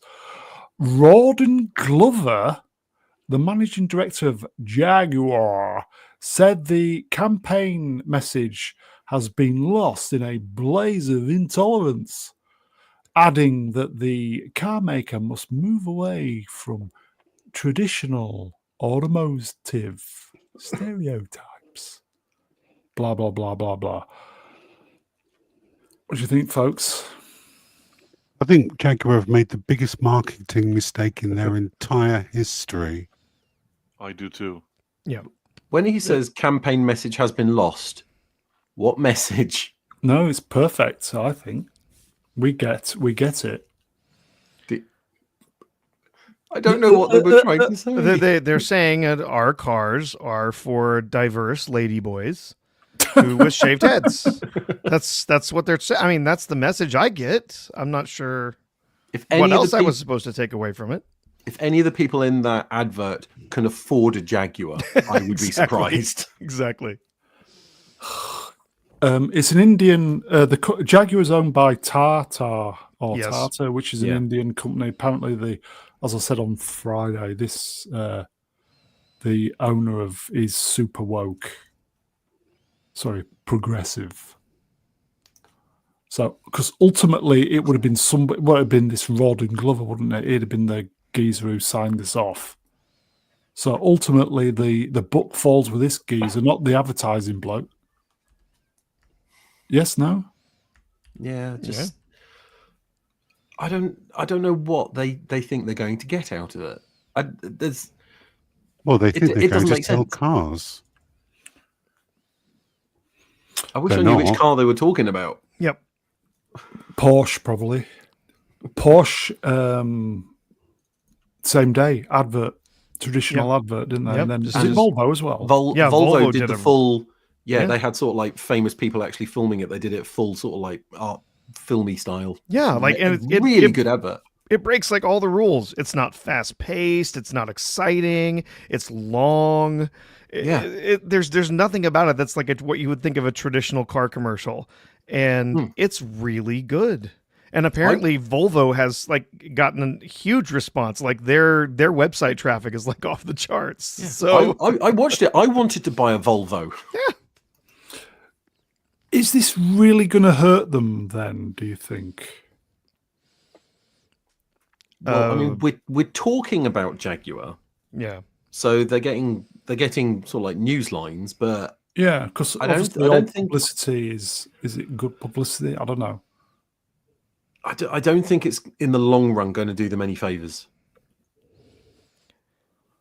Oh dear, that's not Yeah. good, is it? No. I think their brand was already in the toilet. So, I mean, as to how much it's actually going to hurt relatively to where they were before, I guess we'll have to find out. Ego J. Goodwin wrenched. Remember the movie Crazy People? The fake ad they had made for Jaguar was Jaguar for men who want hand jobs from women they don't even know. How the mighty have fallen. The Dudley Moore movie, wasn't it? Yes. That's the Yes. shares for Tata, everybody. So it's been on a steady decline. I think he means this. Yeah. Yeah, There you go. yeah. If you haven't seen Crazy People, it is a very good movie. Yeah, this is Sir Melvin of Deep Blue put me onto this. I think they may need to go this route.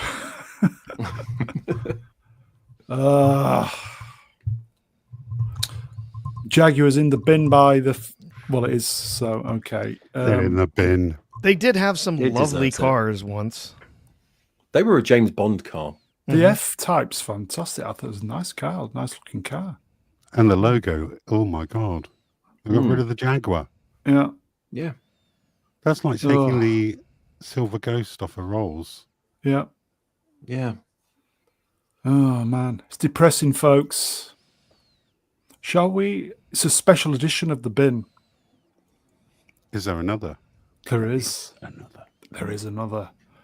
Who saw this? You can have them. Goodbye. Good riddance. I'm not even going to read. Oh, just no.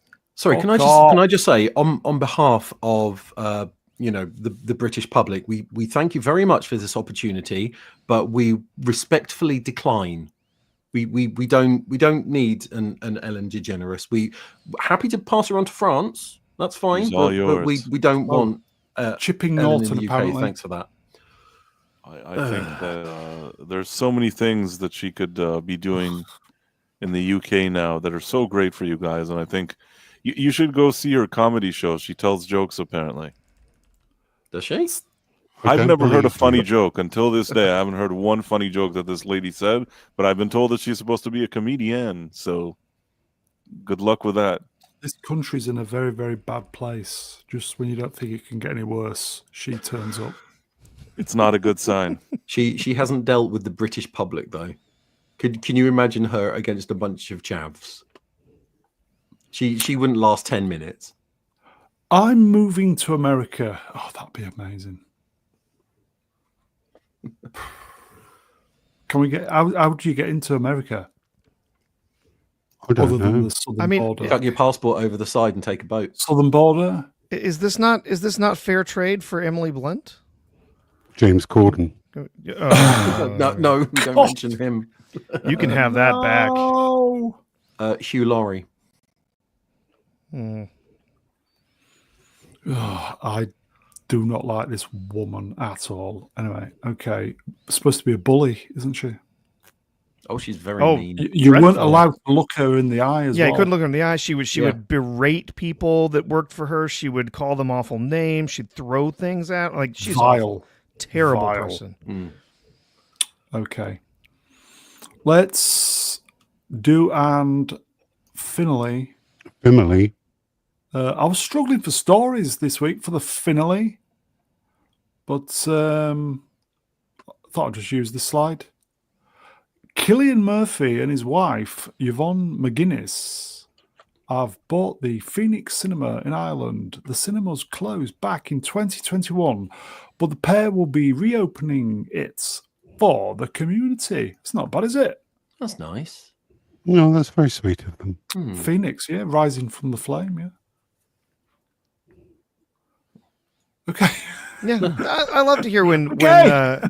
when movie stars are giving back to communities like this. You know, we're especially with theaters that struggling as much as they do today. Yeah. To know that especially for an area like this, to get that sort of historic theater back is a big deal. It's good to see somebody doing that. Cheers, Tom. Wrench, a nice story to end. Yeah, it's just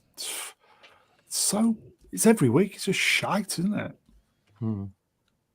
You didn't even mention Kelly Marie Tran coming out as Tran. No. That was such a nothing burger. I'm not surprised you didn't mention it. Is that true, or is this just That is Yeah, true. no, she came out as LG, not as Tran, but then I guess people were making some jokes about that. Oh my god! It's just clown world, everybody. Yeah. It feels like she was just looking for attention. Yes. Because she doesn't have much of it, I guess. To be clear, I believe she called herself queer. Right. So we don't know what that is. It's just something that's not normal. Queer So- is also like you can Badge of honor, isn't is it? like also Q, or isn't Q like questioning? Meaning, if you sit now and you Yeah. think, wait, maybe I should think about my identity, that already makes you part of that group. Like you didn't do anything, you just sit there and think, let's think about it. You're already there. And on that bombshell, we'll say, nice one, Cillian. Nice one. Yeah. Well done. I think that is it, folks. That is it. Chat, you are wonderful. You are the best. You know that. Thank you for the super chats, keeping this stream going. We got there in the end, folks. The energy picked up. So we got there in the end, folks. So chat your best. We will see you next time. I will thank the guests. Gonna mess with my OCD because we've not got 6, but let me move me there. Gladiator Help Desk. Cheers, mate. Fantastic evening. Thanks for having me on. Professor R2. Cheers, Prof. Professor R2. Cheers, Prof. I think he disappeared. Professor R2. Hello. Yeah, I'm back. The internet was dropping out on me. Hey. Yes. Thanks for having me. Yes. Wonderful this evening. Great to see everybody here in the chat. Wonderful panel. And hey, to all of those in the U.S. coming up this week, happy Thanksgiving. Yes. The brilliant Price of Reason. Cheers, Price. Thank you. I don't know if I'm brilliant, but thank you. Thank you for having me on. You've become a bit of a chat favorite, so... You said that, and I won't argue with you, but I'm always happy to be here regardless. Chat favorite. And last but by no means least, Golden Reach Round Droid of Choice, all that malarkey, the magnificent Z3PO. Cheers, A. Always a pleasure to be here, Mr. Brown. Thank you for having me on. Thanks for the chat and thanks for the panel. It's been another great evening. Wayfarer's doing his gig straight after. It's going to auto raid or whatever it's going to raid his channel. So it's going to go, once we've finished, it's going to go straight there. So I am boomering. Take care, everybody. We'll see you next time. Take care, everybody. Tell you bye. Bye.